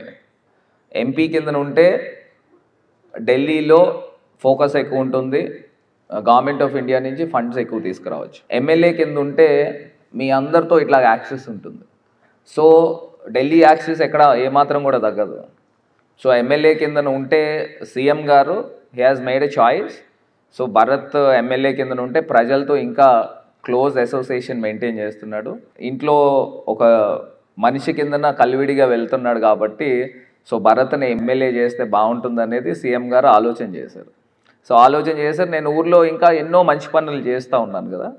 సో ఆ మంచి పనులు చేసేది ఇంకా ప్రజలతో బాగా క్లోజ్ అసోసియేషన్ అవుతూ ఇంకా స్టేట్లో ఇంకా ఎన్నో ప్రోగ్రామ్స్ చేయొచ్చు అనే ఉద్దేశంతో ఎమ్మెల్యే కింద తీసుకుంటున్నారేమో అని నేను అనుకుంటున్నాను. సో నా పరిధిలో నేను చేయగలిగే మ్యాక్సిమం థింగ్స్ చేస్తూ ఉన్నాను. So not only education, not only health, ఇవన్నీ చెప్పి మీరు ఈసారి ఓట్లు అడుగుదాం అనుకుంటున్నారా? 100% అండి. ఒక ఎంపీగా మీరు చెప్పినవన్నీ చేసేసినట్టు పోర్ట్రే చేసుకోవచ్చా దీన్ని? ఏ మనిషి అయినా కానీ 100కి 100 మార్కులు వేసుకోలేడు. ఇప్పుడు నేను నా సాటిస్ఫాక్షన్ లెవెల్స్ ఉన్నాయి. అంటే మీరు స్టార్టింగ్ లో మీరు అన్నారు కదా ఎంపీగానే నన్ను ఇంటర్వ్యూ చేయండి అని. ఎందుకంటే నేను ఇప్పుడు అచీవ్ చేసిన ఏమున్నాయో అవి చెప్పేదాని గురించి ఎంపీగానే చేయండి. ఓకే, సో ఎంపీగానే ఇంటర్వ్యూ చేస్తే ఒక ఎంపీగా మీరు అన్నారు కదా ఎంపీగా నేను సెంట్రల్ నుంచి ఫండ్స్ తేవచ్చు, ఎమ్మెల్యేగా అయితే మీ అందరికి దగ్గరగా ఉండొచ్చు, మీకేం కావాలో తెలుసుకోవచ్చు, మీకు కావాల్సింది ఇవ్వచ్చు అని. ఒక ఎంపీగా మీరు ఎంత ఫండ్స్ తెచ్చారు సార్ ఇప్పటి వరకు? ఇప్పుడు దాకా మీరు క్యాలిక్యులేట్ చేసుకుంటే మీరు పర్సనల్గా ఏదైతే ఇప్పుడు మీరు మెడికల్ కాలేజ్ ఇవన్నీ చెప్పకండి, ఎందుకంటే అవన్నీ ఆటోమేటిక్గా వస్తాయి. అది మీరు భరత్ ఉన్నా శరత్ ఉన్నా రమేష్ ఉన్నా వస్తాయి. రాదు ఎందుకు వస్తుంది? డెఫినెట్లీ వస్తాయి సార్. ఇప్పుడు మోరంపూడి ఫ్లైఓవర్ వస్తుందా సార్? అదే అంటున్నాను, హాస్పిటల్ వస్తుందా? అదే అంటున్నా, మళ్ళీ వచ్చే మాటి గురించి నేను అది కూడా చెప్తాను. ఇప్పుడు మెడికల్ కాలేజ్ ని నేను మానిటర్ చేసుకోలేదు అనుకోండి, అది ఈ సంవత్సరం అవచ్చు, వచ్చే సంవత్సరం అవచ్చు, లేదా 5 ఏళ్ళ తర్వాత అయినా అవచ్చు. మరి నేను మానిటర్ చేసుకున్నాను. ఇప్పుడు మొత్తం అన్ని కూడా నేనే సింగిల్ మ్యాన్ అక్కడ పవర్ సెంటర్ అని నేను చెప్పట్లా. It's collective efforts. Being an MP, ఒక ఎంపీగా మనం ఉన్నప్పుడు, మన వాయిస్ రేస్ చేసినప్పుడు, మన రాష్ట్రానికి ఇప్పుడు వరకు ఎవ్వరు గుర్తించింది మీ నియోజకవర్గానికి ఏం కావాలో అది గొంతెత్తి చెప్పగలగాలి, అడగగలగాలి, వాళ్ళని కన్విన్స్ చేసి తెచ్చుకోగలగాలి. మీరు గొంతెత్తి అడిగిన విధానం చూస్తే ఇక్కడ జగన్ గారికి కూడా మీకు అది అరే ఇట్లాంటి వాడు కదా నాకు ఎంపీ కావాల్సింది, ఇది కదా నాకు కావాల్సింది అన్న ఫీలింగ్ ఆయనకు కూడా రావాలి. సో అలాంటిది మీరు ఏమైనా చేస్తే చెప్పండి అని అడుగుతున్నాను నేను, అంతే. ఇప్పుడు గోపాల్పురం కాన్స్టిట్యున్సీలో కొయ్యల్గూడెం టు జీలిగిమిల్లి రోడ్, మీరు ఆ రోడ్ చూస్తే 20 సంవత్సరాల నుంచి ఆ రోడ్డు ఒక లారీ అందులో పడితే తిరగబడిపోయేది, గోతుల్లో పడితే. 20 years నుంచి పట్టించుకున్న నాదుడు లేడు. నేను ఎంపీ అయిన తర్వాత 200 కోట్ల రూపాయలు రోడ్ కాస్టింగ్. సో 100 crores దాటితే it has to go to the board. So నేనేం చేసినాను, దాన్ని 100 కోట్ల కింద 2 ప్యాకేజెస్ కింద తీసుకుని 98 crores ఒకటి, 87 crores ఒకటి, అట్లా బోర్డుకి వెళ్లకుండా, బోర్డుకి వెళ్తే శాంక్షన్ అవుతుందో లేదో తెలియదు, డిపెండ్స్. సో దాన్ని అట్లా విడగొట్టి దాన్ని ఆ ప్యాకేజెస్ ని చేయించి అది శాంక్షన్ తీసుకొచ్చా. ఫస్ట్ 98 crores అనేది నా పార్లమెంట్ పరిధిలో, దాని తర్వాత 87 crores అనేది ఏలూరు పార్లమెంట్ పరిధిలో, అది కూడా తీసుకుని వచ్చాం. కంప్లీషన్ అయితే కావాలి కదా. So that is my credit, నేను తీసుకుని వచ్చాను. ఓకే, మీరు పట్టుపట్టి నితిన్ గడ్కరీతో మాట్లాడి మోరంపూడి ఫ్లైఓవర్ తెచ్చారు, చాలా నిధులు తీసుకొచ్చారు, ఈఎస్ ఆసుపత్రులు తెచ్చారు, అన్ని తెచ్చారు కదా. మరి మీరు అనపర్తి నియోజకవర్గ ప్రజలకు ఒక ఎంపీగా ఒక హామీ ఇచ్చారు, నో హాల్ట్ నో ఓట్ అనేసి. అంటే అనపర్తి రైల్వే స్టేషన్ లో జన్మభూమి ఎక్స్ప్రెస్ నేను స్టాప్ చేయిస్తానని. ఒక ఎంపీగా మరి ఎందుకు చేయలేదు? సరే ఎంపీగా చేయలేదు కాబట్టి ఇప్పుడు ఎమ్మెల్యేగా కన్వర్ట్ అవుతున్నారు. మీరు ఎమ్మెల్యే అభ్యర్థిగా మిమ్మల్ని కన్ఫై చేస్తూ ఇక్కడ మీరు ఇన్ఛార్జ్గా ఉన్నారు. అంటే ఇప్పుడు ఎట్లా మీరు ఎంపీగా వెళ్ళడం లేదు కాబట్టి నో ఓట్ అనేది అనుకోవచ్చా? ఇంకా అది హాల్ట్ ఉండదు, ఓట్ ఉండదు. ఒకటి చూడండి, నిజంగా నో ఓట్ నో హాల్ట్ అని మీరు ఏదో డిస్క్రైబ్ చేస్తున్నారు, కానీ నేను త్రికరణ శుద్ధితో తీసుకురావాలనేది నా ఆలోచన. Not only Anaparthi, even for Nidadavolu కూడా ఆ జన్మభూమి ఎక్స్ప్రెస్ హాల్ట్ తీసుకురావాలని అది ఆలోచన. ఇప్పుడు మీకు వందే భారత్ ట్రైన్స్ విన్నారు కదా? విన్నానండి. వందే భారత్ ట్రైన్స్ ఎంత స్పీడ్ లో వెళ్తుందండి మీకు తెలుసా? నేను ప్రయాణం చేయలేదండి. కొన్ని నాలెడ్జ్ లేదా? General knowledge. సరే 120, 130 స్పీడ్ లో వెళ్తున్నాయి. మామూలు జనరల్ ట్రైన్స్ ఒక 90 అట్లా వెళ్తాయి. 100 కూడా వెళ్తాయండి. సరే యావరేజ్ గా నేను చెప్తున్నా. సో వెళ్ళినప్పుడు ఇప్పుడు ఉన్న ఎగ్జిస్టింగ్ ట్రైన్స్ కూడా ఎక్కడెక్కడ కొంత వీక్ ఉన్నాయో హాల్ట్స్ తీసేస్తున్నారు. ఇప్పుడు న్యూ హాల్ట్స్ ఎక్కడైనా ఇవ్వాలి అని అంటే ప్రైమ్ మినిస్టర్ ఆఫీస్ నుంచి పర్మిషన్ ఉండాలి. ఇంకా ఇప్పుడు అంటే హైలీ ఇంపాసిబుల్. ఇప్పుడు ఎలా అవుతుందంటే వందే భారత్ ట్రైన్ రావడం వలన అది ఏమైందంటే ఉన్న హాల్ట్స్నే తీసేస్తున్నారు. ఇప్పుడు బిట్వీన్ విశాఖపట్నం టు చెన్నై దాకా there is an requirement of 3rd and 4th lines. ఆ 4th లైన్స్ వస్తాయి, కానీ ఇప్పుడు ఉన్నాయి 2 లైన్స్ అండి. ఇప్పుడు వైజాగ్ టు విజయవాడ దాకా 3rd and 4th లైన్స్ ఇప్పుడు మొన్న శాంక్షన్ వచ్చిందని చెప్తా ఉన్నారు. నేను కూడా 10 సార్లు కాదు 20 సార్లు మేము రైల్వే మినిస్టర్ దగ్గరికి వెళ్ళాం. ఈ అనపర్తి హాల్ట్ గురించి వెళ్ళాను. Railway 3rd line 4th line ఇవ్వాలి, మీరు ఆంధ్రప్రదేశ్కి చేయట్లేదని ఎన్నిసార్లు డిమాండ్ చేశాం. ఇప్పుడు 3rd and 4th లైన్స్లో ఇంకొక అడ్వాంటేజ్ కూడా ఉంది. నా సక్సెసర్ ఎంపీకి కూడా మోస్ట్లీ డాక్టర్ గూడూరి శ్రీనివాస్ గారు ఇప్పుడు ఎంపీ క్యాండిడేట్. సో ఆయనకు కూడా అడ్వాంటేజ్ ఏమవుతుందని అంటే, నేను ఆల్రెడీ అశ్విని వైష్ణవ్ గారితో మాట్లాడి తెచ్చుకున్నారా? అది క్లారిటీ నాకు. సరే ఇప్పుడు మనము eminent people, right person at right place ఉండాలండి. ఓకే, ఎవరికి రైట్? పార్టీకా మీకా? పార్టీకి, ప్రజలకి. ఓకే, ప్రజలకి ఎలా ఉంటుంది ఇంకా తెలియదు. ఆయన అంటే నాకు తెలుసు కదా, నాకు ఆయన కాన్ఫిడెన్స్, ఆయన క్యాలిబర్ తెలుసు కాబట్టి. కాన్ఫిడెన్స్ తో ఇచ్చారా, జగన్ గారు నమ్మితే ఇచ్చారా? అన్నీనండి. ఇప్పుడు సర్వే ఉంటుంది, అతను పార్టీకి ఉపయోగపడతాడా లేదా, గవర్నమెంట్కి ఉపయోగపడతాడా లేదా, ప్రజలకు ఉపయోగపడతారా లేదా అనేది అన్ని యాంగిల్స్లో చేసి వాళ్ళని తీసుకుంటారు. సో ఇందాక కంటిన్యూషన్ ఏంటంటే, అశ్విని వైష్ణవ్ గారితో నేను మాట్లాడిన తర్వాత ఇప్పుడు మీరు 3rd, 4th లైన్ తీసుకుని వస్తున్నారు, బాగానే ఉంది. సో మీరు గోదావరి పైన బ్రిడ్జ్ ఎందుకు తీసుకురారని నేను ఆయన డిమాండ్ చేశాను. డిమాండ్ చేసినప్పుడు ఆల్రెడీ ఆర్క్ బ్రిడ్జ్ ఉంది, ఆర్క్ బ్రిడ్జ్ దగ్గర ఇంకొక లైన్కి ప్రావిజన్ ఉంది. So there is no requirement అని అన్నారు. దాన్ని నేను కౌంటర్ చేసి, ఆర్క్ బ్రిడ్జ్ సిటీ లోపల నుంచి వెళ్తుంది, సో మీరు వందే భారత్ ట్రైన్స్ ఎందుకు తీసుకొస్తున్నారు, ట్రాఫిక్ తగ్గించేదానికి కదా, మళ్ళీ సిటీలోంచి వెళ్తూ ఉంటే మళ్ళీ ట్రాఫిక్ కంజంక్షన్ అవుతుందని నేను ఆయన కౌంటర్ చేస్తే హీ హాజ్ రియలైజ్డ్ అనమాట. So there is one more requirement of bridge on Godavari river. So నేను ఆ గోదావరి రివర్ ఇచ్చినప్పుడు దానిపైన రోడ్ కూడా ఇవ్వండి, రోడ్ కమ్ రైల్వే బ్రిడ్జ్ అవుతుంది. అంటే ఆయన లెక్కలు వేసుకున్నాడు, ఇది 4.2 కిలోమీటర్స్ అవుతుంది, కిలోమీటర్కి నాట్ లెస్ దెన్ 1000 కోట్లు అవుతుంది, ఇంకో 4500 కోట్లు అవుతుంది అనమాట. We have to go to prime minister to get the permission అని. సో మొత్తం మీద మీకు కావాల్సింది ఇంకో 2 లైన్లు. ఇంకో 2 లైన్లు వచ్చేంత వరకు మీరు ఇచ్చిన హామీ నెరవేర్చలేను అంటారు. అయితే నెరవేర్చలే కాదండి, ఇప్పుడు ఇండియాలోనే ఎక్కడ కొత్త హాల్ట్స్ ఇయ్యట్లా, అదే సార్ తీసేస్తున్నారు. So it's a policy matter. Janasena party office కోసం అని చెప్పి ఒక బిల్డింగ్ విషయంలో కొలతలు సరిగ్గా లేకపోయినా డీవియేషన్ ఉన్నప్పటికీ సార్ దానికి అగేన్స్ట్ గా కార్పొరేషన్ చైర్మన్ ఆయన ఇట్లా కట్టడానికి వీలు లేదని చెప్పి స్టాంప్ వేసి మరి ఒకటి ఇస్తే, ఒక పత్రం ఇస్తే, దాన్ని కాదని మీరు జనసేనకి సపోర్ట్ చేసి లేదు వదిలేయి కట్టుకొని అని చెప్పి సపోర్ట్ చేశారు. మరి మిమ్మల్ని ఏమనాలి? అసలు మీకు ఎవరు మీకు ఫీడ్బ్యాక్ ఇచ్చారు నాకేది తెలియదు, కానీ ఇప్పుడు నేను ఎంపీగా నాకు ఎంతో మంది పరిచయాలు ఉంటారు. నేను ఇప్పించానని మీరెందుకు అనుకుంటున్నారు? బయట అదే చర్చ జరుగుతుంది. ఏం చర్చ జరుగుతుందంటే మీరు అట్లా కాదు, నేను అలా చెప్తున్నాను. మీరు అది ప్రూవ్ చేస్తే నేను ఇలా బహిరంగ నేను సారీ చెప్తాను. ఏం మాట్లాడతారు? ఎవడో పిచ్చోళ్ళు 10 రకాలు మాట్లాడితే దానికి ప్రతి దానికి నాకు ఆపాదించడం అనేది ఎట్లా కుదురుతుంది? కరెక్ట్. అది మీ ప్రమేయం లేకుండా నిర్మించారు. విల్లా స్ట్రీట్ తెలుసు కదా మీకు, అగ్రికల్చర్ ల్యాండ్ నుంచి కన్వర్షన్ కాకముందే ఆడొక భవంతి నిర్మించారు.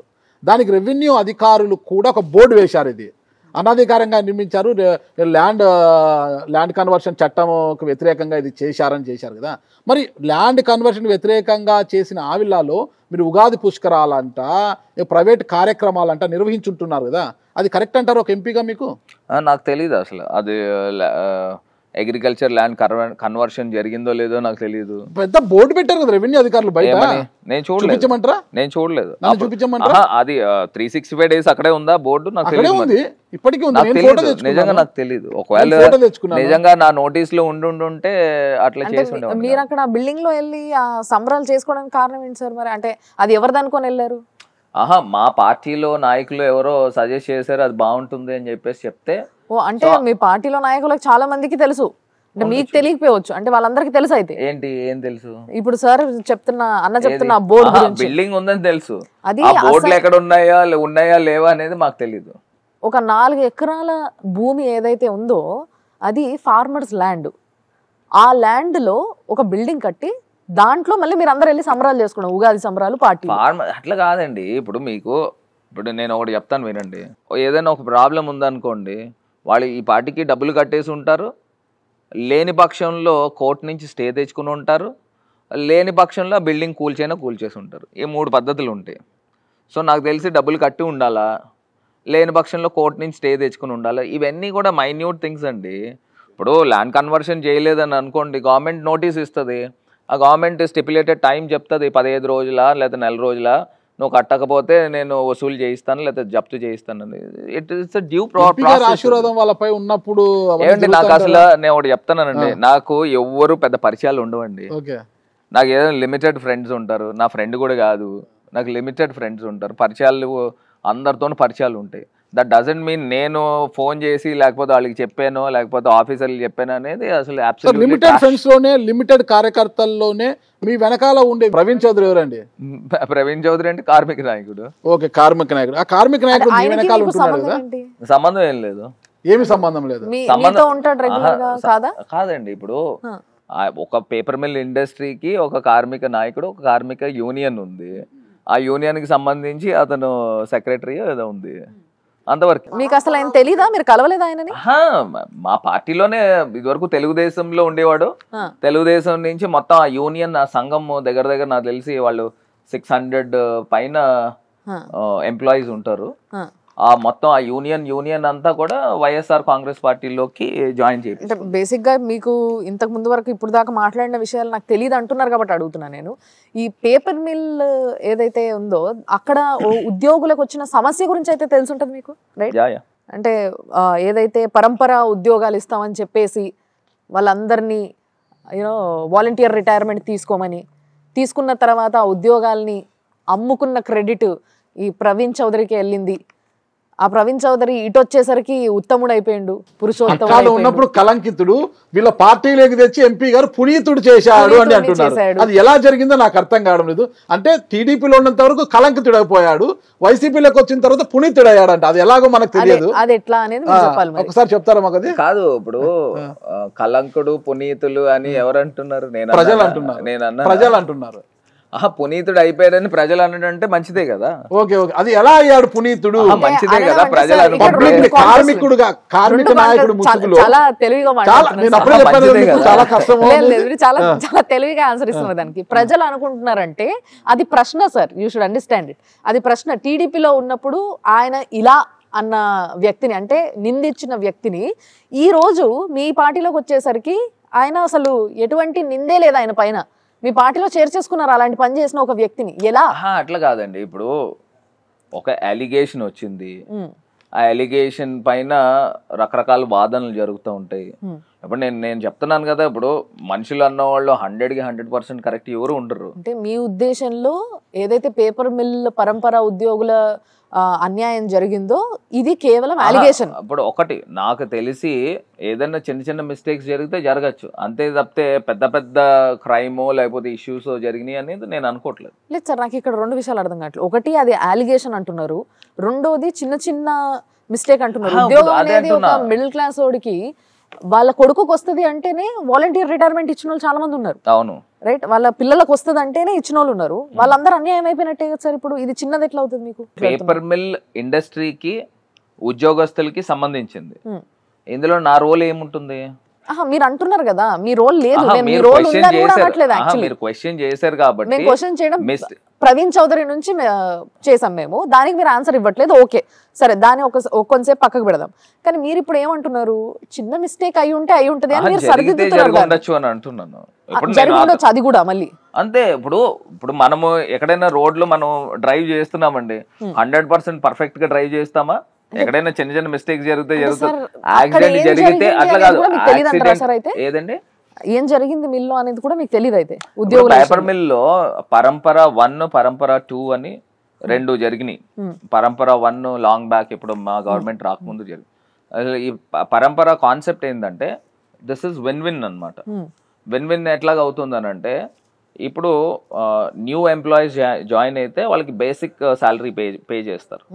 అంటే ఫస్ట్ 12,000 14,000 పే చేస్తారు. ఈ ఎవరైతే ఓల్డ్ ఎంప్లాయీ ఉంటాడో ఆ ఓల్డ్ ఎంప్లాయీకి ఒక 30 years నుంచి పనిచేస్తున్నాడు కాబట్టి అతని శాలరీ అరౌండ్ 60,000 70,000 ఉంటుంది. సో అతను ఏంటంటే ఆ 3 సంవత్సరాలు 4 సంవత్సరాలు విఆర్ఎస్ తీసుకుంటాడు. విఆర్ఎస్ తీసుకుని ఆ పిల్లలకి ఆ ఉద్యోగం ఇస్తాడు. లేకపోతే కిత్ అండ్ కింద్, లేదా వాళ్ళ మేనల్లుడో లేకపోతే మేనకోడో ఎవరికొకరికి ఇస్తారు. అది ప్రాసెస్ అనమాట అండి. ఆ ప్రాసెస్ లో వీళ్ళు వాళ్ళ తాలూకా వాళ్ళకి ఇచ్చుకునేవారు. సో అటు మిల్ కి అడ్వాంటేజ్, ఎందుకంటే పేపర్ మిల్ వాళ్ళు నెల నెల ఒక వ్యక్తి పైన ఒక 60,000 ఆదా చేసుకుంటున్నారు. ఆదా చేసుకుంది అతను వాలంటరీ రిటైర్మెంట్ తీసుకుంటున్నాడు. ఇదంతా ప్రాసెస్ మీకు తెలుసు, అది అర్థమవుతుంది. ఇప్పుడు తర్వాత తెలిసింది అసలు ఏంటి పరంపర గొడవలేంది. నేను దాని గురించి ఒక వ్యక్తిని ఒక కార్మిక నాయకుని పార్టీలోకి చేర్చుకునే ముందు అన్ని ఆలోచించుకుని చేర్చుకుంటారు కదా. ఇప్పుడు అతనేమి తప్పుడు మనిషి అని మీరు సర్టిఫై చేయడం లేదు. ఆ ఇష్యూలో ఉన్న వ్యక్తిని ఆ పార్టీలోంచి మీ పార్టీలోకి వచ్చింది, అక్కడ ఇష్యూ జరుగుతోంది కాబట్టి ఆ ఇష్యూ నుంచి బయటికి రావడానికే వైఎస్ఆర్ కాంగ్రెస్ పార్టీ కండువా కప్పుకున్నారంటే ఏమంటారు? ఇప్పుడు ఒకటండి, ఇప్పుడు చాన్నాళ్ళ నుంచి పేపర్ మిల్ లో ఉన్న యూనియన్స్, ఇప్పుడు మాదొక రాజకీయ పార్టీ, మాదేం ఎన్జిఓ కాదు. రాజకీయ పార్టీ బలోపేతం చేసుకోవడానికి రకరకాల కార్మికులను కానీ లేకపోతే రకరకాల ప్రజల్ని జాయిన్ చేసుకుంటాం. స్టఫ్ ఉన్న వాళ్ళు జాయిన్ చేసుకుంటాం. ఎందుకు చేసుకుంటాం? మా దగ్గర కత్తి పట్టినోడా లేకపోతే ఇంకో పట్టిన వాళ్ళ ఇలాంటి వాళ్ళు. ఇప్పుడు నేను చెప్తున్నానండి, నేను కంప్లీట్గా I'm against to rowdyism, I'm against to blade batch culture, I'm against to high handedness. ఇలాంటి ఏమీ ఉండవు. నేను క్లీన్ ఇమేజ్ పాలిటిక్స్ చేస్తూ ఉన్నాను. సో క్లీన్ ఇమేజ్ పాలిటిక్స్ లో మనం వర్క్ చేస్తున్నాం, అదే స్టైల్లో వెళ్తున్నాం. ఇందులో రకరకాల పర్సన్స్ మనకి ఎదురవుతూ ఉంటారు. ఇక్కడ మొదటగా మనకు ఒక ప్రశ్న అండి, బ్లేడ్ బ్యాచ్ అని పదే అంటున్నారు కదా మీరు. బ్లేడ్ బ్యాచ్ రౌడీజం పోవాలి, మార్గాన్ భరతే ఎమ్మెల్యేగా రావాలని కూడా ఫ్లెక్సీలు వేసేశారు. చాలా బాగుంది స్లోగన్ అది. ఇంతకీ బ్లేడ్ బ్యాచ్ ఉండేది ఎక్కడ, ఎవరితో? ఇప్పుడు ఒకటండి, నేను పార్టీలు ఏదైనా కానివ్వండి, ఓకే, అసలు ఉక్కుపాదంతో తొక్కుతాం. బ్లేడ్ బ్యాచ్ అనే కల్చర్ కానీ, ఈ గాంజా బ్యాచ్ కానీ, లేకపోతే ఇంకోళ్ళు ఎవరైనా ఉన్నా కూడా ఉక్కుపాదంతో తొక్కుతాము. సో బీట్ ఇప్పుడు నేను ఒక పచ్చబొట్ల కల్చర్ ఉంది, మీకు తెలుసో తెలీదు. ఇట్లాగా చెయ్య ఇలా ఓపెన్ చేస్తే ఆ పిల్లోడికి ఆ పచ్చబొట్టు ఉంటుంది, ఆ పచ్చబొట్టు కల్చర్. ఇలా పచ్చబొట్లు ఉంటాయి, వాళ్ళని అలాగ ఐడెంటిఫై చేసుకుంటారు. అలా చూస్తే ఒక 500-600 మంది లాస్ట్ టైం రాజ్ కుమారి గారు ఎస్పీ కింద ఉన్నప్పుడు ఇట్లాగ ఇది రెక్కీ చేస్తే ఈ పచ్చబొట్లు బ్యాచ్ వచ్చారు. జై ఆదిరెడ్డి అని చెప్పి కొట్టుకున్న వాళ్ళు ఉన్నారు. కాదు నేను చెప్తున్నా, దానికి వాళ్ళకి వెనకాల ఉన్న బ్యాక్గ్రౌండ్ ఏంట్రా అంటే రౌడీ షీటర్లు బ్లేడ్ బ్యాచ్ గా. ఈ బ్యాచ్ ఇది వరకు మీకు తెలుసో తెలీదో, మేము రాజమండ్రిలో పోలీస్ రికార్డ్స్ తీసుకుంటే రీసెంట్ గా 1185 అండ్ ఆడ్ ఇట్లా ఫ్రింజ్ ఎలిమెంట్స్ ఉన్నారు. సో వీళ్ళందరినీ కూడా రౌడీ షీట్స్ తీయించడం కానీ, పీడీ యాక్ట్లు పెట్టడం కానీ, ఇవాళ సెంట్రల్ జైల్లో not less than 350 to 360 members ఉన్నారు. సో ఇవాళ ప్రజలందరూ కూడా ఎంటర్టైన్మెంట్ స్పాట్స్కి వస్తున్నారు, ఆడపిల్లలు కానీ ఫ్యామిలీస్ కానీ వస్తున్నారు అని అంటే Rajahmundry city is now peaceful. ఇదివరకు ఆ రకంగా ఉండేది కాదు. ఇప్పుడు నేను అనే వ్యక్తి ఉన్నాను కాబట్టి రాజమండ్రి ఈజ్ పీస్ఫుల్, నేను గర్వంగా చెప్తున్నా. అంతేనా? 100%. ఓకే, మీరు అన్నారు కదా ఇప్పుడు blade batch rowdyism, blade batch ఇదంతా ఎంటర్టైన్ చేయనని. ఈ బ్లేడ్ బ్యాచ్ ఇదంతా కూడా టీడీపీలో ఉన్న బ్యాచా, వైసీపీలో ఉన్న బ్యాచ్ అంటారు? అది నేను ఇందాక స్టార్టింగ్ లోనే చెప్పాను, నాకు క్లారిటీ ఇవ్వండి. టీడీపీలో ఉన్న బ్యాచ్, నేను ఒకటి చెప్తా, వైసీపీలో ఉన్న బ్యాచ్. రాజకీయ పార్టీలు అన్నాక రకరకాల వాళ్ళు మెయింటైన్ చేసుకుంటున్నారు. ఇప్పుడు నేను ఐఎమ్ డెడ్ అగేన్స్ట్. నా రాజమండ్రి సిటీలో అసలు బ్లేడ్ బ్యాచ్ కానీ రౌడీజం అనే దానికి ఉండేదానికి లేదు. బీట్ మా పార్టీ అయినా కానీ ఉండేదానికి లేదు. ఒక్క నిమిషం, నేను ఒక చిన్న వీడియో మీకు చూపిస్తాను, ఒక్క నిమిషం.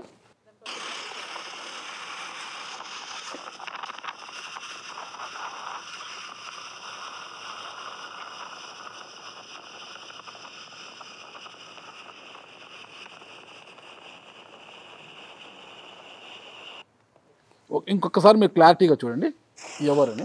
బాగా చూడండి, అది చేతిలో స్టీల్ కత్తి అది తిప్పుకుంటూ వెళ్తున్నాడు.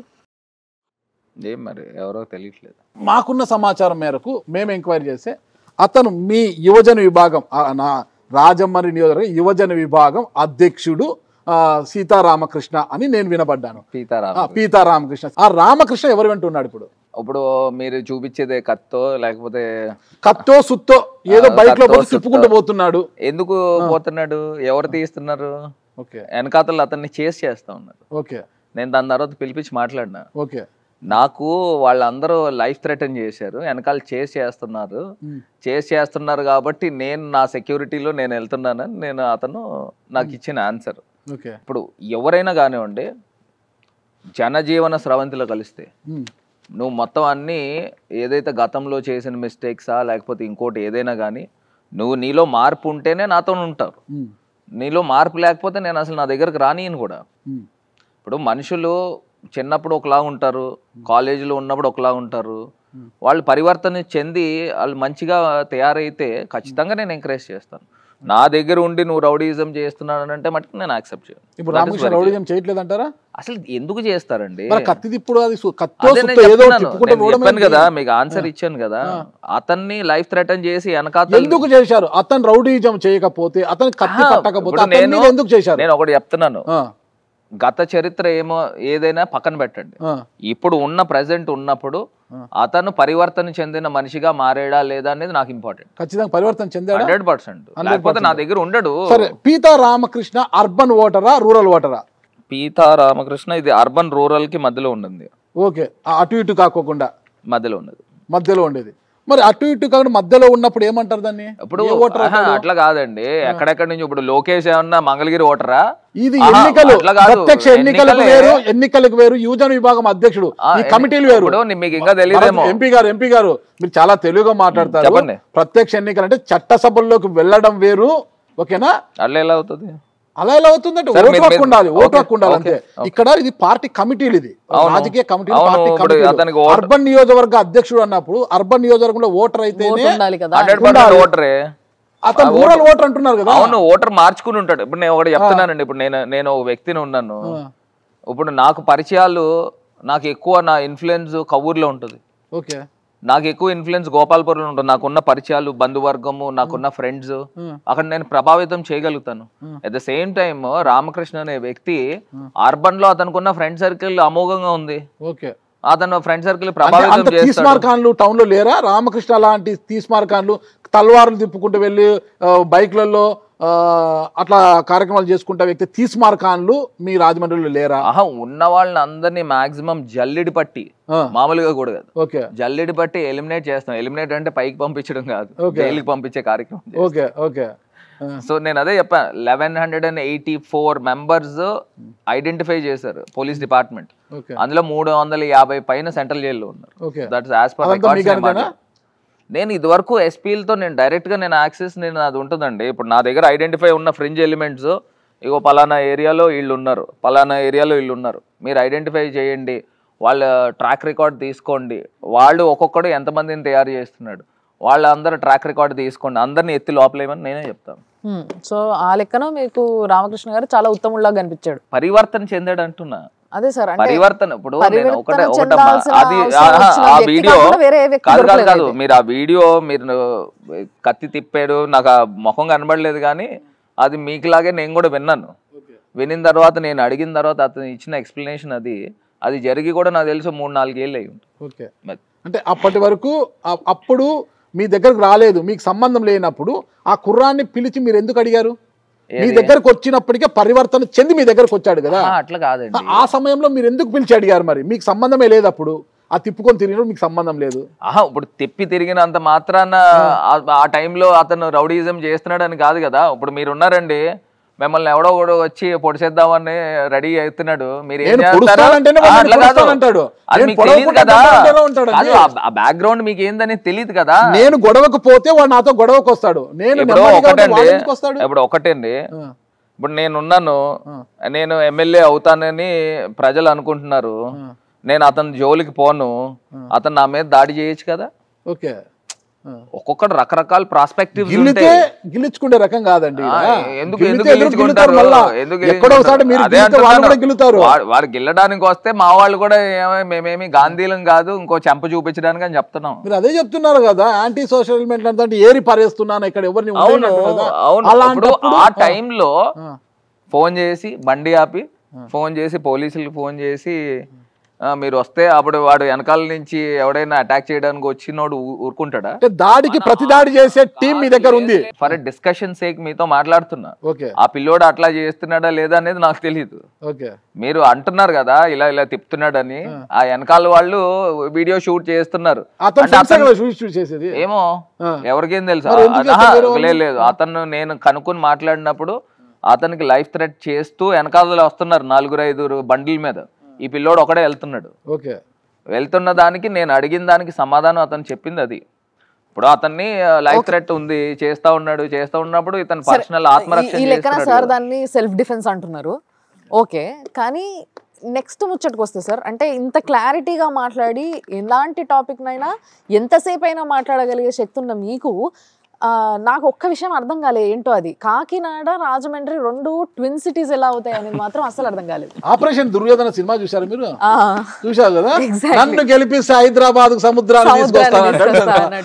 అలాంటి డైలాగ్ ఇది కూడా, దానికి సార్ క్లారిటీ ఇస్తే వింటాం మన ఇద్దరం కూడా. దగ్గర దగ్గర 160 కిలోమీటర్లు ఉంటుంది అన్న, 60-70 కిలోమీటర్లు. ఇప్పుడు నేను ఇందాక నేను చెప్పాను కదా, సాగర్మాలలో అనపర్తి రోడ్డు సార్ అడిగారు కదా, అనపర్తి రోడ్డు ఎల్లుంటే ఆ 400 crores అయ్యి ఉంటే ఇంకా డిస్టెన్స్ తగ్గిపోయేది, మీకు 4 lane రోడ్ వచ్చి ఉండేది. సో ఇప్పుడు ఈ 5 సంవత్సరాల్లో నిజంగా కరోనా రాకపోయి ఉంటే ఆ అడుగులు పడేదేమో. ఈ 2 cities ని ఎందుకు కలపకూడదండి? ఇప్పుడు సికింద్రాబాద్ హైదరాబాద్ ఎట్లా కలిసినాయి? సికింద్రాబాద్ హైదరాబాద్ తిప్పి కొడితే 11 కిలోమీటర్లు 10 కిలోమీటర్లు అట్లా ఎందుకు కాదండి? ఎందుకు చేయలేము? ఇప్పుడు నేను అదే 60 కిలోమీటర్లు. నేను అదే చెప్తున్నా, ట్విన్ సిటీస్ ఎందుకు కావు? మధ్యలో మీకు తెలుసో తెలీదో got sanction of outer ring road for Rajahmundry. Okay, మీకు అటు రాజానగరం మీకు ఐడియా ఉంటే జిఎస్ఎల్ మెడికల్ కాలేజ్ దగ్గర నుంచి ఆ ప్లాన్ ఏంటంటే ఇట్ టర్న్స్ రాజమండ్రికి కాకినాడకి మధ్యలో అనమాట. ఔటర్ రింగ్ రోడ్ అట్లా వచ్చి వేమగిరి దగ్గర ఇప్పుడు నేను ఏదైతే 400 crores రోడ్ చెప్పానో ఆ రోడ్ కనెక్ట్ అవుతుంది. దాని తర్వాత గోదావరి పైన ఇంకొక బ్రిడ్జ్ తీసుకురావాలని నేను ఏదైతే చెప్పానో ఆ బ్రిడ్జ్ మీదకి ఎక్కుతుంది. అప్పుడు కవూర్కి వెళ్తుంది. ఆ కవూర్ దగ్గర నుంచి ఇంకొక బైపాస్ తిప్పితే Gammon India bridge 4th bridge కి తగులుతుంది.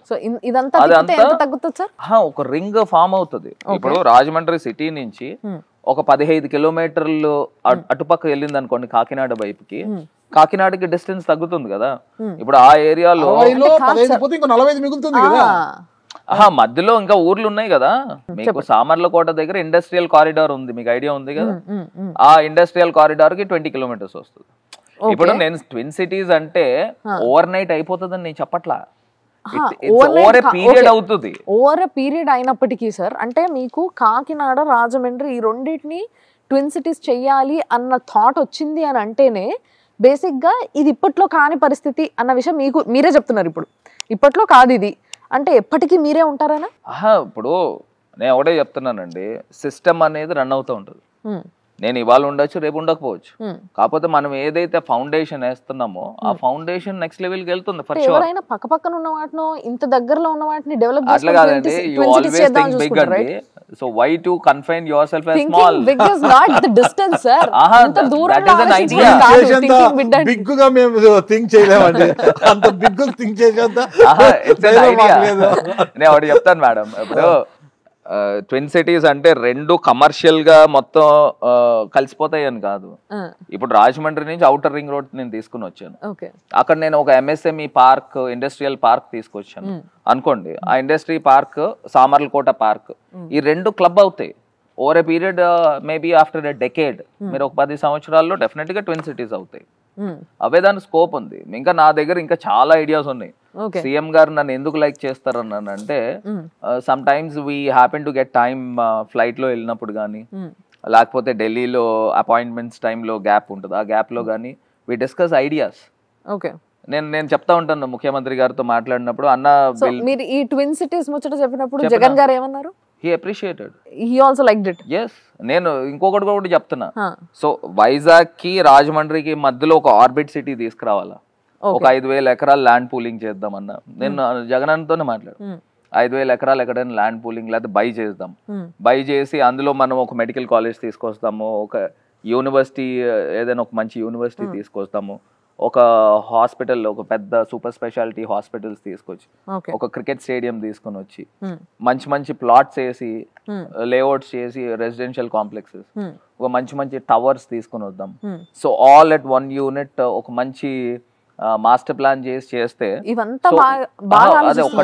Why can't we do between Vizag and Rajahmundry?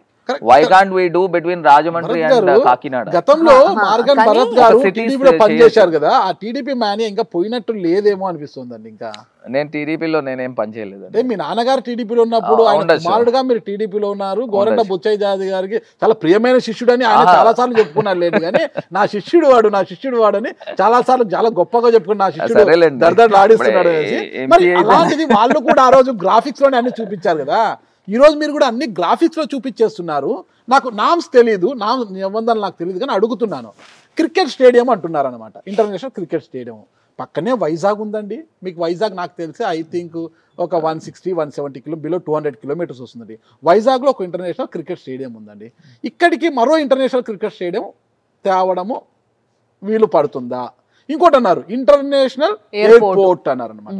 ఇటు చూస్తే భోగాపురం ఎయిర్పోర్ట్ 184 కిలోమీటర్స్ వస్తుంది. ఇటు విజయవాడ చూస్తే 164 కిలోమీటర్స్ ఉంది. మధ్యలో ఎన్ని కిలోమీటర్లు గ్యాప్ ఉంటే మనకి ఇంటర్నేషనల్ ఎయిర్పోర్ట్ వస్తుంది? రాజమండ్రి నుంచి భోగాపురం 184, రాజమండ్రి టు విజయవాడ 164 అయినప్పుడు ఇక్కడికి ఇంటర్నేషనల్ ఎయిర్పోర్ట్ తేవడం అంత ఈజీనా? మీరు చెప్పండి. ఊరికే మాటల్లో ఇవన్నీ రేపు భవిష్యత్తులో ఇప్పుడు అన్ని రోజులు ఒకలా ఉండవు కదండి. Sorry to say this sir, అంటే ట్విన్ సిటీస్ ఇంత దూరంలో ఎట్లా సార్ అంటే ఒక 20 కిలోమీటర్లు తగ్గించి 40 కిలోమీటర్లు వేసిండ్రు. ఇప్పుడు ఇంత దూరం ఇంత దగ్గర డిస్టెన్స్ లో ఎయిర్పోర్ట్ ఇంటర్నేషనల్ ఎయిర్పోర్ట్ స్టేడియం ఎట్లా వస్తాయి సార్ అంటే దూరం ఏమైనా పెంచొస్తుందా సార్ మరి దీనికి? సరే మీకు ఒకటి డౌట్ వస్తుంది ఒక సింపుల్ థింగ్ ఒకటి చెప్తాను. మీరు విజయవాడ ఎయిర్పోర్ట్ కి ఈ మధ్య ఎక్స్పాన్షన్ లో డబ్బులు ఎంత వచ్చినాయో తెలుసా మీకు? నేను చెప్తున్నా నాకు తెలిసి 290 crores తీసుకున్నాను. You are saying it's an international airport, right? So Rajahmundry is a domestic airport. We don't even have a bigger aircraft for Rajahmundry. So only ATRs is doing it. So Rajahmundry airport కి నేను తెచ్చిన శాంక్షన్ ఎంత తెలుసా అండి? Just మీ భరత్ రామ్ తీసుకొచ్చింది 355 కోట్లు తీసుకొచ్చాం. తీసుకొచ్చినప్పుడు జ్యోతిరాదిత్య సింధియా గారు is the minister for aviation. ఈ సెడ్ ఎట్లా చెప్పాడంటే, అరే యార్ Bharat given a sanction for 290 or something for Vijayawada, it's being a capital city. నువ్వు ఎట్లా మేనేజ్ చేసి నువ్వు 350 కోట్లు ఎవరెవరు మేనేజ్ చేసి తీసుకొచ్చావు అని అతను నన్ను అడిగాడు. So you made me come here. So మేము జనరల్ గా రాజమండ్రి లాంటి టౌన్స్, బీ టౌన్స్ కి we give round about 50-100 crores. అంటే బేసిక్ గా మీకు ఫండ్స్ తెచ్చే కెపాసిటీ ఉంది కాబట్టి నార్మ్స్ తో సంబంధం లేకుండా ఇంటర్నేషనల్ ఎయిర్పోర్ట్స్ కట్టేసుకోవచ్చు. International airport over a period అవుతుంది, వై నాట్ అండి? ఎందుకు కాదు? మీకు తెలుసా, మీకు ఈస్ట్ వెస్ట్ గోదావరి నుంచి గల్ఫ్ కి వెళ్లే వాళ్ళు రోజుకి ఎంతమంది తెలుసా? మీరు ఇవన్నీ స్టాటిస్టిక్స్ తీసుకుంటే not less than 120 to 130 people వెళ్తారు ఎవ్రీ డే దే ట్రావెల్. అంటే నార్మ్స్ లో బేసిక్ జనరల్ ఒక లాజిక్ పెట్టుకొని మాట్లాడదాం, ఒక క్యాజువల్ జనాలుగా లాజిక్ తో మాట్లాడదాం. అంటే మీరు రిక్వైర్మెంట్ ఏముంది ఇవన్నీ చూస్తున్నారు as a leader, okay fine, it's a good thing. కానీ లాజికల్లీ ఉండాల్సిన డిస్టెన్స్ కన్నా తక్కువ డిస్టెన్స్ లో ఎప్పుడైతే ఎయిర్పోర్ట్స్ పెట్టాల్సి వస్తుందో అప్పుడు ఫ్లైట్స్ ఎగరడం చాలా కష్టం అన్న విషయం అయితే తెలిసే ఉంటుంది మీకు. నేను అదే చెప్తున్నానండి, లైన్స్ క్లియరెన్స్ ఇవన్నీ చాలా ప్రాబ్లమ్స్ ఉంటాయి. ఇప్పుడు ఇంటర్నేషనల్ టెక్నికల్ ఇష్యూస్ చాలా ఉంటాయి. ఇంటర్నేషనల్ ఎయిర్పోర్ట్ అంటే ప్రతిరోజు అమెరికా వెళ్ళిపోతుంది, దుబాయ్ వెళ్ళిపోతుంది, లేదా సింగపూర్ వెళ్ళిపోతుంది అని కాదు. దుబాయ్ అంటున్నారు ఇప్పుడు అని కాదు, అరే చెప్పనివ్వండి సార్, ఇద్దరు కలిపి 2 చెవులకి ఇస్తున్నారు, మా నోటికి కూడా అవకాశం. నాది my dream is to make Rajahmundry city, Rajahmundry airport is an international airport. So ఇక్కడ రాజమండ్రిలో వరల్డ్ క్లాస్ నర్సరీస్ ఉన్నాయండి. సో ఇక్కడ నుంచి గులాబీ పూలు గానీ ఇవన్నీ మీరు హోటల్స్ గానీ ఇంకోటి లేదని నేను అనట్లేదు సార్, ఉంది, స్కోప్ ఉంది, పొటెన్షియాలిటీ ఉంది. ఇప్పుడు నేను ఆస్పైర్ చేయడం తప్పంటారా? నేను అదే అంటున్నా, రిక్వైర్మెంట్ లేదని నేను అనట్లేదని అందుకే చెప్తున్నా. రిక్వైర్మెంట్ ఉంది కాబట్టి అన్నారు మీరు. ఇంటర్నేషనల్ ఎయిర్పోర్ట్ తీసుకువచ్చి ఇక్కడ నుంచి కడియం నుంచి నర్సరీ నుంచి ఇక్కడ మొక్కల నుంచి ప్రపంచ వ్యాప్తంగా నేను ఎగుమతి ఎక్స్పోర్ట్ చేస్తానని చెప్పారనమాట. మీకు అంత విజన్ ఉంది కదా కడియం మీద, నర్సరీ మీద అంత విజన్ ఉన్నప్పుడు ఇప్పటి వరకు ఇటువైపు ఉన్న విశాఖ ఎయిర్పోర్ట్ నుంచి ఎన్ని మొక్కలను మీరు ఎక్స్పోర్ట్ చేశారు, ఇటువైపు ఉన్న విజయవాడ నుంచి ఎన్ని మొక్కలను ఎక్స్పోర్ట్ చేయించారు అసలుకి? అంటే రాజమండ్రి ఇంటర్నేషనల్ ఎయిర్పోర్ట్ వస్తేనే ఎక్స్పోర్ట్ చేస్తారా? అంటే దీనిని ప్రపంచవ్యాప్తంగా తిప్పాలి అట్లా కాదండి. ఇప్పుడు ఇంటర్నేషనల్ ఎయిర్పోర్ట్ కి నేను ఇవాళ ఆస్పైర్ చేశాను అనుకోండి, ఇప్పుడు నేను రేపు ఉండొచ్చు ఉండకపోవచ్చు, కాకపోతే by God's grace if I'm there as an MP or MLA or whatever it is minister ఉన్నాను అనుకోండి, సో డెఫినెట్ గా దాన్ని గురించి వర్క్ చేస్తాను. ఇప్పుడు ఓవర్ ఏ పీరియడ్, ఇప్పుడు ఇవాళ నేను ఆస్పైర్ చేస్తే ఓవర్ నైట్ కాదు కదా, ఒక 5 ఏళ్ళు కావచ్చు లేదా 10 ఏళ్ళు కావచ్చు, ఆ 10 ఏళ్ళైనా తీసుకొస్తాం, డెఫినెట్ గా తీసుకొస్తాం. కుదిరేవేనండి, కుదిరేవే నేను తీసుకుని వస్తాను. సరే సరే, మీరు నాకు ఒకటి అర్థం కాలేదు, జగన్మోహన్ రెడ్డి గారు మీకు ఈరోజు ఎమ్మెల్యే అభ్యర్థిగా ప్రకటించారు. మార్గాన్ భరత్ గారు ఎంపీ అయిన తర్వాత కేవలం ఆయన దృష్టి అంతా రాజమండ్రి అర్బన్ నియోజకవర్గం మీదే దృష్టి కేంద్రీకరించారు. తనకు అత్యధిక మెజారిటీ ఇచ్చిన అనపర్తికి ఏం చేశారంటే కూడా ఇప్పుడే ఏమి చెప్పలేని పరిస్థితి. మీకు మా ఎంపీగా అత్యధిక మెజారిటీ ఇచ్చింది రెడ్డి సామాజిక వర్గం అధికంగా ఉన్న అనపర్తి నుంచే మీకు అత్యధిక మెజారిటీ ఇచ్చింది. అది ఏం చేస్తారో తెలియదు. కొన్ని నియోజకవర్గంలో నో ఎంట్రీ బోర్డు పెట్టారు. ఇవన్నీ ఎంపీగా పనికి రాడు, ఎమ్మెల్యేగానే పనికి వస్తాడని మీకు డిమోషన్ ఇస్తూ మీకు రాజమండ్రి ఎమ్మెల్యే అభ్యర్థిగా ప్రకటించారా? లేకపోతే లేదు ఎంపీగానే అలా చేస్తాడు, ఎమ్మెల్యేగా ఇస్తే రేపొద్దు ఇంకా భవిష్యత్తులో ఏమైనా చేస్తాడేమో రాజమండ్రికి అనే ఉద్దేశంతో ఇచ్చాడా? అంటే ఇప్పుడు మిమ్మల్ని హీరోగా చూడాలా, జీరోగా చూడమంటారా జగన్ గారి దృష్టిలో? మీరు ఎలా అయినా చూసుకోండి, నాకేం అభ్యంతరం లేదు. మరి జగన్ గారు మిమ్మల్ని ఎందుకు ఎమ్మెల్యే అభ్యర్థిగా? అదే చెప్తున్నా, ఇప్పుడు రాజమండ్రిలో మనం మాక్సిమం డెవలప్మెంట్ చేసాము, అలా అని చెప్పి పక్క నియోజకవర్గాలు వదిలేసాను కదా, అక్కడ already sitting MLAs YSR Congress party నుంచి ఉన్నారు. ఎంపీగా మీరేం చేశారు? అదే ఇప్పుడు అక్కడ సిట్టింగ్ ఎమ్మెల్యేస్ ఉన్నారు. ఎంపీగా మీరేం ఎంపీగానే చేశారు? నేను అనపర్తికి ఏం చేశానంటే అనపర్తికి ఒక ఆర్ఓబి అంటే రోడ్ ఓవర్ బ్రిడ్జ్ ఒక శాంక్షన్ తీసుకుని వచ్చాను. శాంక్షన్స్ అందరూ తెస్తారండి, పురోగతి ఏది? ఇప్పుడు అది ఆల్రెడీ ఎల్సీ గేట్ ఎప్పటి నుంచో కోరుకుంటున్నారు, అది శాంక్షన్ తీసుకుని వచ్చాము. ఇది కాకుండా అనపర్తి రైల్వే స్టేషన్ కి అమృత్ భారత్ లో 27 కోట్ల రూపాయలు తీసుకుని వచ్చాము. Okay, my role is limited. ఇప్పుడు అనపర్తికి అక్కడ ఎమ్మెల్యేలు ఉంటారు, అక్కడ అనపర్తి నుంచి స్టేట్ గవర్నమెంట్ నుంచి వచ్చేవి ఉంటాయి. కానీ అనపర్తిలో శేషాద్రి ఎక్స్ప్రెస్ అది రిటైన్ చేయించాము, అది కూడా హాల్ట్ తీసేస్తే దాన్ని రిటైన్ చేయించాము. రాజానగర్కి ఏం చేశారు? ఇప్పుడు మీకు మేజర్ డెవలప్మెంట్ అండి. ఇప్పుడు బిట్వీన్ దివాన్ చెరువు నుంచి అటు అనకాపల్లి దాకా 6 లైన్ హైవే 5,000 కోట్ల రూపాయలు. అది మొన్న ఈ స్కీమ్లో దాని భారత్మాల స్కీమ్లో శాంక్షన్ తీసుకుని వచ్చాం. And at the same time green field highway from Khammam దగ్గర నుంచి అది సూర్యాపేటకి వెళ్తుంది. సో ఖమ్మం ద్వారా దేవరపల్లి వచ్చి దేవరపల్లి దగ్గర నుంచి కోరుకొండ రాజానగరం కాన్స్టిట్యున్సీ కోరుకొండ మీద నుంచి ఏజెన్సీలోకి వెళ్ళి అక్కడి నుంచి భోగాపురం ఎయిర్పోర్ట్కి వస్తుంది. మరి అది రాజాగారు నో ఎంట్రీ బోర్డు తీసేశారా మీకు రాజానగరంలో? నాకెందుకు పెడతాడు అంటే మీరు ఇద్దరు అలాయ్ బలాయ్ అనుకుని చాలా సంవత్సరాలు నాకెందుకు పెడతారు? మార్గాన్ భరత్ గారు రాజాగారు అలాయ్ బలాయ్ అనుకుని చాలా సంవత్సరాలు అంటున్నారు. ఏదైతే కావచ్చు, నాకెందుకు పెడతారు? నాకు ఎవరు పెడతారు? మీకు నో ఎంట్రీ బోర్డు లెక్కలు లేవు అసలు. ఎందుకండి? ప్రజలు నాకు ఓటేశారు, మరి ప్రజలు నాకు ఓటేసింది నేను తీసుకుని వచ్చాను కదా. ఇది కాకుండా జిఎస్ఎల్ మెడికల్ కాలేజ్ దగ్గర ఒక బ్రిడ్జ్ కనబడతా ఉంటుంది, FOB, అది నేను తీసుకుని వచ్చింది. అది కాకుండా నన్నయ్య యూనివర్సిటీలో ఖేలో ఇండియా నుంచి 20 కోట్లు తీసుకుని వచ్చాం. 8.5 crores ఆల్రెడీ వర్క్ కంప్లీట్ అయింది, అది మరి నేను తీసుకొచ్చింది. ఇది కాకుండా ఎంపీ ల్యాడ్స్ నుంచి ఒక 4 or 5 కమ్యూనిటీ హాల్స్కి ఇచ్చాం. సో ఎంపీ ల్యాడ్స్ అందరూ ఇస్తారు అనుకోండి, అది పెద్ద నా క్రెడిట్ అని కాదు. సో ఇవైతే మనం మాక్సిమం తీసుకుని వచ్చాం. ఇది కాకుండా PMGSY ప్రధాన మంత్రి గ్రామ్ సడక్ యోజనలో ఒక 2 రోడ్స్ ఇంటర్లింకింగ్ రోడ్స్ కూడా తీసుకొచ్చి. ఇప్పుడు రాజమండ్రి అర్బన్ నియోజకవర్గం చాలా అభివృద్ధి చెందింది అంటున్నారు. మీరు యువత హరిత ప్రోగ్రామ్ ఒకటి చేశారు, కంబాల్ చెరువుని సుందరీకరించారు చాలా చంద్రుగా. మళ్ళీ ఈట్ స్ట్రీట్ అని ఒకటి పెట్టారు, హ్యాపీ స్ట్రీట్ అని ఒకటి పెట్టారు. ఇక్కడ ఎక్కడ వెళ్ళినా కూడా చాలా ఆహ్లాదకరమైన వాతావరణం కల్పిస్తుంది. ఇదంతా కూడా వీటన్నిటినీ కూడా కార్పొరేషను రుడా నిధులతోనే చేశారా, లేదంటే మీరు ప్రత్యేకంగా కేంద్రం నుంచి ఏమైనా నిధులు తెచ్చి గ్రాంట్తో మీరు చేశారంటే మీ సమాధానం ఏంటి? అసలుకి 14th FC 15th FC కేంద్ర నిధులు, జనరల్ ఫండ్స్ మున్సిపల్ కార్పొరేషన్, ఇది కాకుండా అర్బన్ డెవలప్మెంట్ అథారిటీ, ఇది కాకుండా MP ల్యాడ్స్. సీఎం గారిని రిక్వెస్ట్ చేసి రాజమండ్రి సిటీకి 125 crores స్పెషల్ గ్రాంట్ తీసుకొచ్చి ఇచ్చారా? శాంక్షన్ ఇచ్చారు, ఆల్రెడీ శాంక్షన్ తెచ్చారు. అందులో అందులో నాకు తెలిసి 28 కోట్లు 30 కోట్ల దాకా వాడేం కూడా. 125 నుంచి మీకు వచ్చి మంజూరు శాంక్షన్ వేరు, 30 కోట్లు ఆల్రెడీ రిలీజ్ కూడా చేశారు. రిలీజ్ చేశారు, మిగతాది ఎప్పుడు చేస్తారు?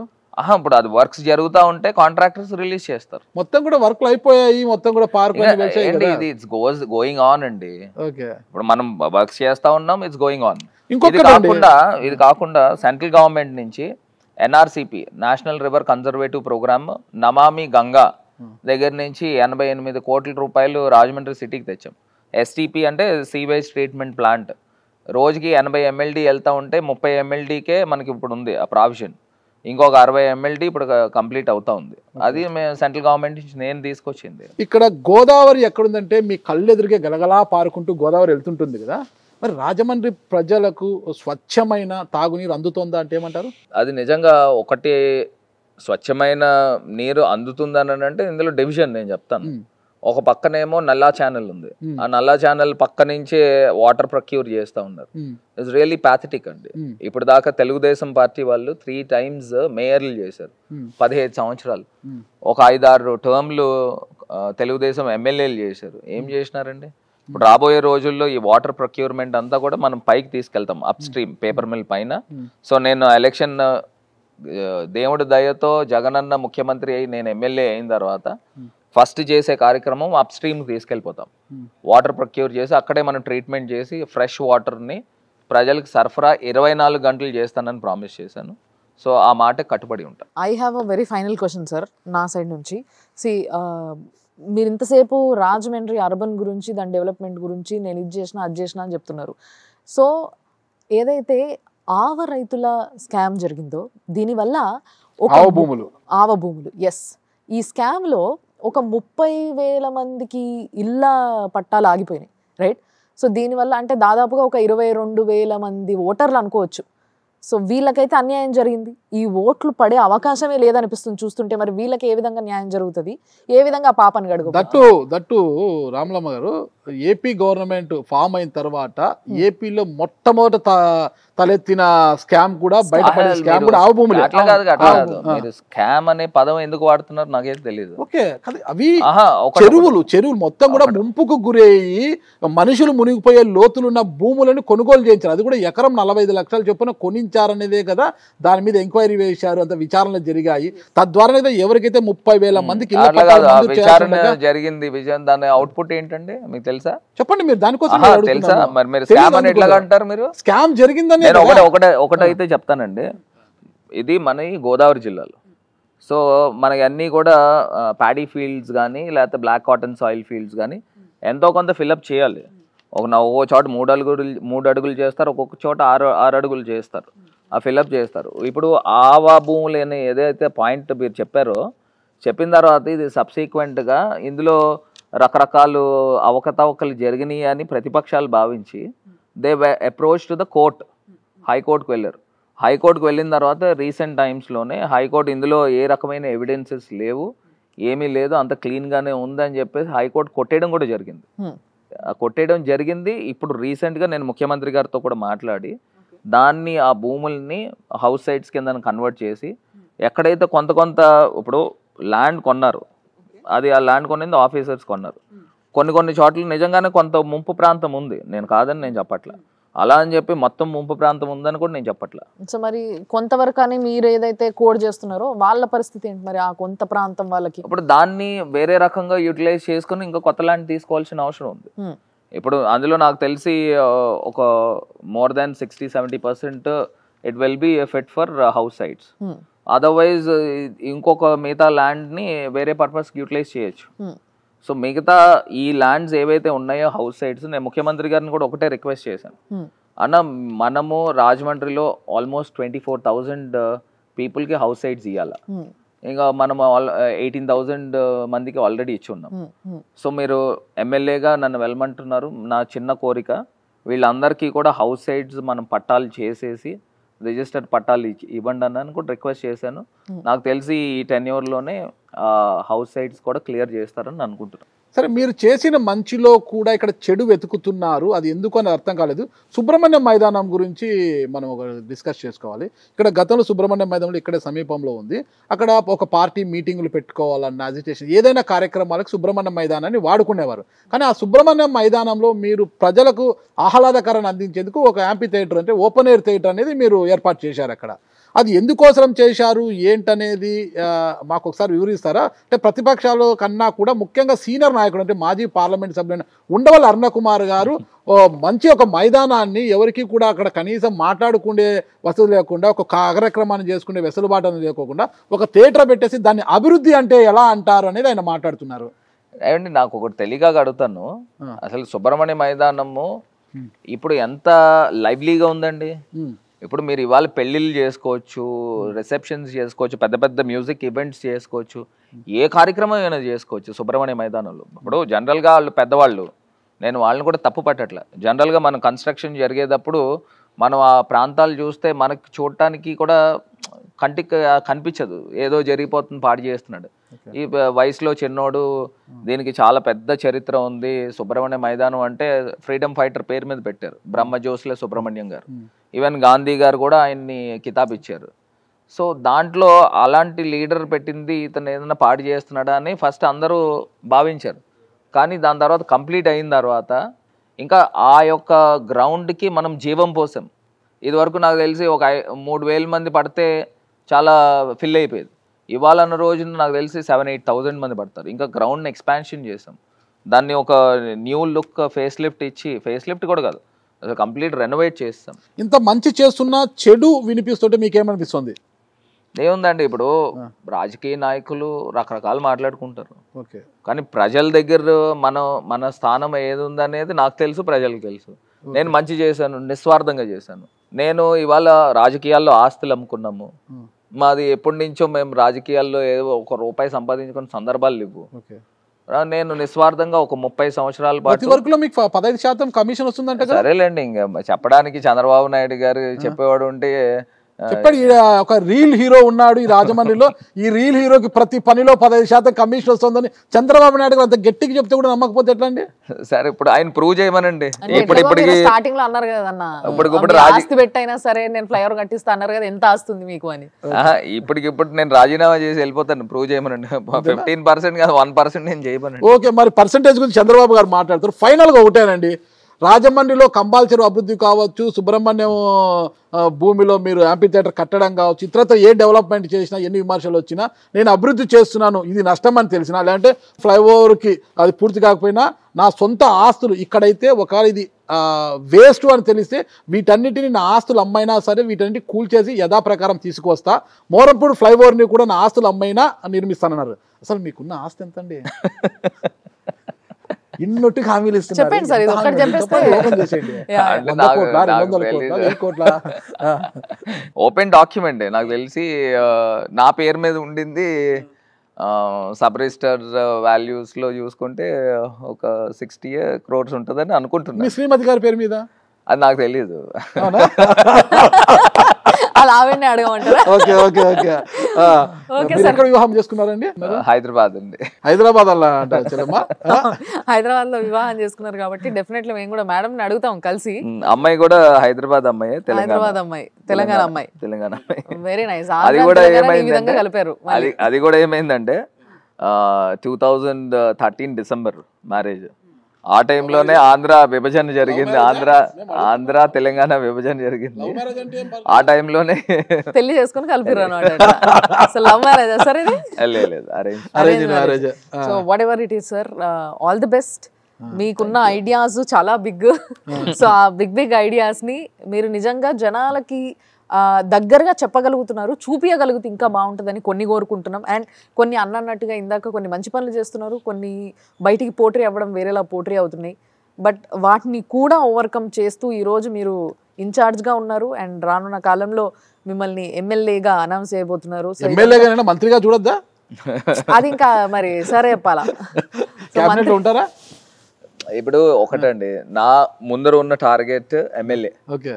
సో నేను ఎమ్మెల్యే అయ్యి జగన్ అన్నకి నేను చెప్పాలి. సో ఆయన నా పైన ట్రస్ట్ చేసి గిఫ్ట్ గా ఇస్తారా? అప్పుడు జగన్ అన్న మంత్రి శాఖ ఎలా అసలు ఆదిరెడ్డి వాసు సామాజిక వర్గానికి చెందిన వెలమ సామాజిక చాలా పెద్ద ఎత్తున ఉన్నారు, ఈడ చాలా ధనవంతులు అది ఉంటున్నారు కదా. మరి ఆదిరెడ్డి వాసుతో తలపడగలను, ఆదిరెడ్డి వాసుని ఢీ కొట్టగలను. సరే, అప్పుడు అతని ఊరండి. ఇప్పుడు వాళ్ళు ఎర్రం నాయుడు గారు డాక్టర్, ఆమె ఫాదర్ లెగసీతో గారు కుమారుడు, ఆమె ఫాదర్. ఇప్పుడు నేను I'm thinking that I'm proven as an MP అని నేను అనుకుంటున్నా. అదే దీంతో నేను చేసిన డెవలప్మెంట్ తో నేను ప్రజల ముందుకు పోతున్నా, ప్రజల దగ్గరికి వెళ్తున్నా. ఇప్పుడు ఆమె ఎర్రం నాయుడు గారు డాక్టర్. సో ఆయన కేంద్ర మంత్రి కూడా చేసినాడు, ఆ లెవెల్లో ఉన్నారు. సో ఆమె లెగసీ కంటిన్యూ అయ్యి ఇక్కడ వాళ్ళకి ఫెచ్ అయింది. At the same time internal bickerings లో కూడా మా పార్టీలో చిన్నగా ఉన్నాయి. మీకు పోటీదారుడా కాదా ఆదిరెడ్డి వాసు? నేను ఒకటండి, నేను నాకు ఎదురుగుండే ఎవరైనా కానివ్వండి, నేను నాదొక్కటే, నా డెవలప్మెంట్ తో నేను ప్రజల ముందు పోతున్నా. నా పోటీదారుడు ఇతను ఉంటాడా అతను ఉంటాడా అని నేను ఎవరిని కూడా ఫైనల్ గా ఒకటే ప్రశ్న అండి, ఫైనల్ గా ముగించేద్దాము. మీరు ఇంతకాలం ఎంపీగా ఉన్నారు, ఎమ్మెల్యేగా గెలిచిన తర్వాత రాజమండ్రి నియోజకవర్గం కోసము ఒక ఎమ్మెల్యేగా మొట్టమొదటగా ఏ కార్యక్రమం మీద మీరు ఫోకస్ చేయబోతున్నారు? నేను ఇందాక చెప్పినట్టు 24 hours వాటర్ సప్లై ఇస్తామండి. అది కూడా అన్ని నియోజకవర్గాల్లో కాకపోవచ్చు, కేవలం రాజమండ్రిలోనే అవుతుంది. ఎందుకంటే గోదావరి అబేటింగ్ ఉంది. దట్టు అప్ స్ట్రీమ్కి వాటర్ ప్రొక్యూర్ చేస్తాము. అక్కడే వాటర్ వర్క్స్ ప్లాంట్ పెడతాము. అక్కడే ELSRs అంటే water head tanks. So Rajahmundry కన్నా అప్ స్ట్రీమ్ ఒక 10 meters హైట్లో ఉంటుంది కాబట్టి హై ప్రెషర్ వాటర్తో వస్తుంది. సో ఆ వాటర్తో ప్రతి ఇంటింటికి 24 hour వాటర్ సప్లై చేయడానికి స్కోప్ ఉంది. దానికన్నా ముందు ఒక పని చేసే బాగుంది, ఏపీ పేపర్ మిల్ వచ్చిన వ్యర్థాలంతా కూడా డౌన్ స్ట్రీమ్ లో కాకుండా అప్ స్ట్రీమ్ లో అది ఇదవుతుంది, అదంతా కూడా డౌన్ స్ట్రీమ్ లోకి, అదే సిటీ మీద నుంచి వెళ్తుంది, అప్ స్ట్రీమ్ నుంచి డౌన్ స్ట్రీమ్ కి వెళ్తుంది. పేపర్ మిల్ కి పైన మనం వాటర్ ప్రొక్యూర్ చేస్తాం. సో డౌన్ స్ట్రీమ్ వచ్చేది కూడా పేపర్ మిల్ కూడా ఒక ప్రోగ్రామ్ ఒకటి ఉంది. ఈ వాటర్ నంతా కూడా ట్రీట్మెంట్ చేసి సముద్రంలోకి వదలాలని ఒక ప్యాకేజ్ కూడా ఉంది. ఓకే. అది రాబోయే రోజుల్లో ముందుకు వెళ్తాం. జగన్మోహన్ రెడ్డి గారు సిద్ధం అంటూ కార్యక్రమాలు చేస్తున్నారు కదా ఇప్పుడు బహిరంగ సభలు, మీరు కూడా ఎన్నికలు సిద్ధంగా ఉన్నారా? మేము డే 1 నుంచి నేను వర్క్ చేసేది కూడా ఇవాళ పర్టికులర్ గా నేను ఎన్నికలకి సిద్ధం అని ఏం లేదు. ప్రతిరోజు ప్రజల్లోనే ఉంటున్నాం, ప్రతిరోజు కార్యక్రమాలు చేసుకుంటాం. ఓకే, ప్రమాణం చేయండి. భరతను నేను మీకు హామీ ఇస్తున్నాను, నేను వచ్చిన వెంటనే రాజమండ్రి ప్రజలకు 24 గంటలు తాగునీటి మంచి శుద్ధి చేసిన తాగునీటి అందిస్తానని ప్రమాణం చేయండి. నేను ప్రతి మాటలో కూడా జగనన్ననే ఫాలో అవుతాము. జగనన్న ఎప్పుడు చెప్పే మాట దేవుడు దయతో ప్రజల దీవెనలతో జగనన్న యొక్క దీవెనలతో రేపు జగనన్న ముఖ్యమంత్రి అయి నేను ఎమ్మెల్యే అయిన తర్వాత భరత్ అనే నేను 24 గంటల పాటు రాజమండ్రి ప్రజలకు మంచినీళ్ళు సరఫరా చేసే విధంగా నా ప్రయత్నం 100% చేస్తాను అని మాట ఇస్తా ఉన్నా. ఓకే, థ్యాంక్ యూ ఎంపీ గారు. Good luck. మీరు ఖచ్చితంగా అధికారంలోకి వచ్చిన వెంటనే మీరు అనుకున్న మేరకు గోదావరి అంటే రాజమండ్రి ప్రజల యొక్క చిరకాల కోరిక నెరవేర్చాలి, వాళ్ళకి 24 గంటలు మంచినీటిని అందించాలని కోరుకుంటున్నాం. థ్యాంక్ యూ అండి. Thanks a lot, sir, and all the best. Thank you.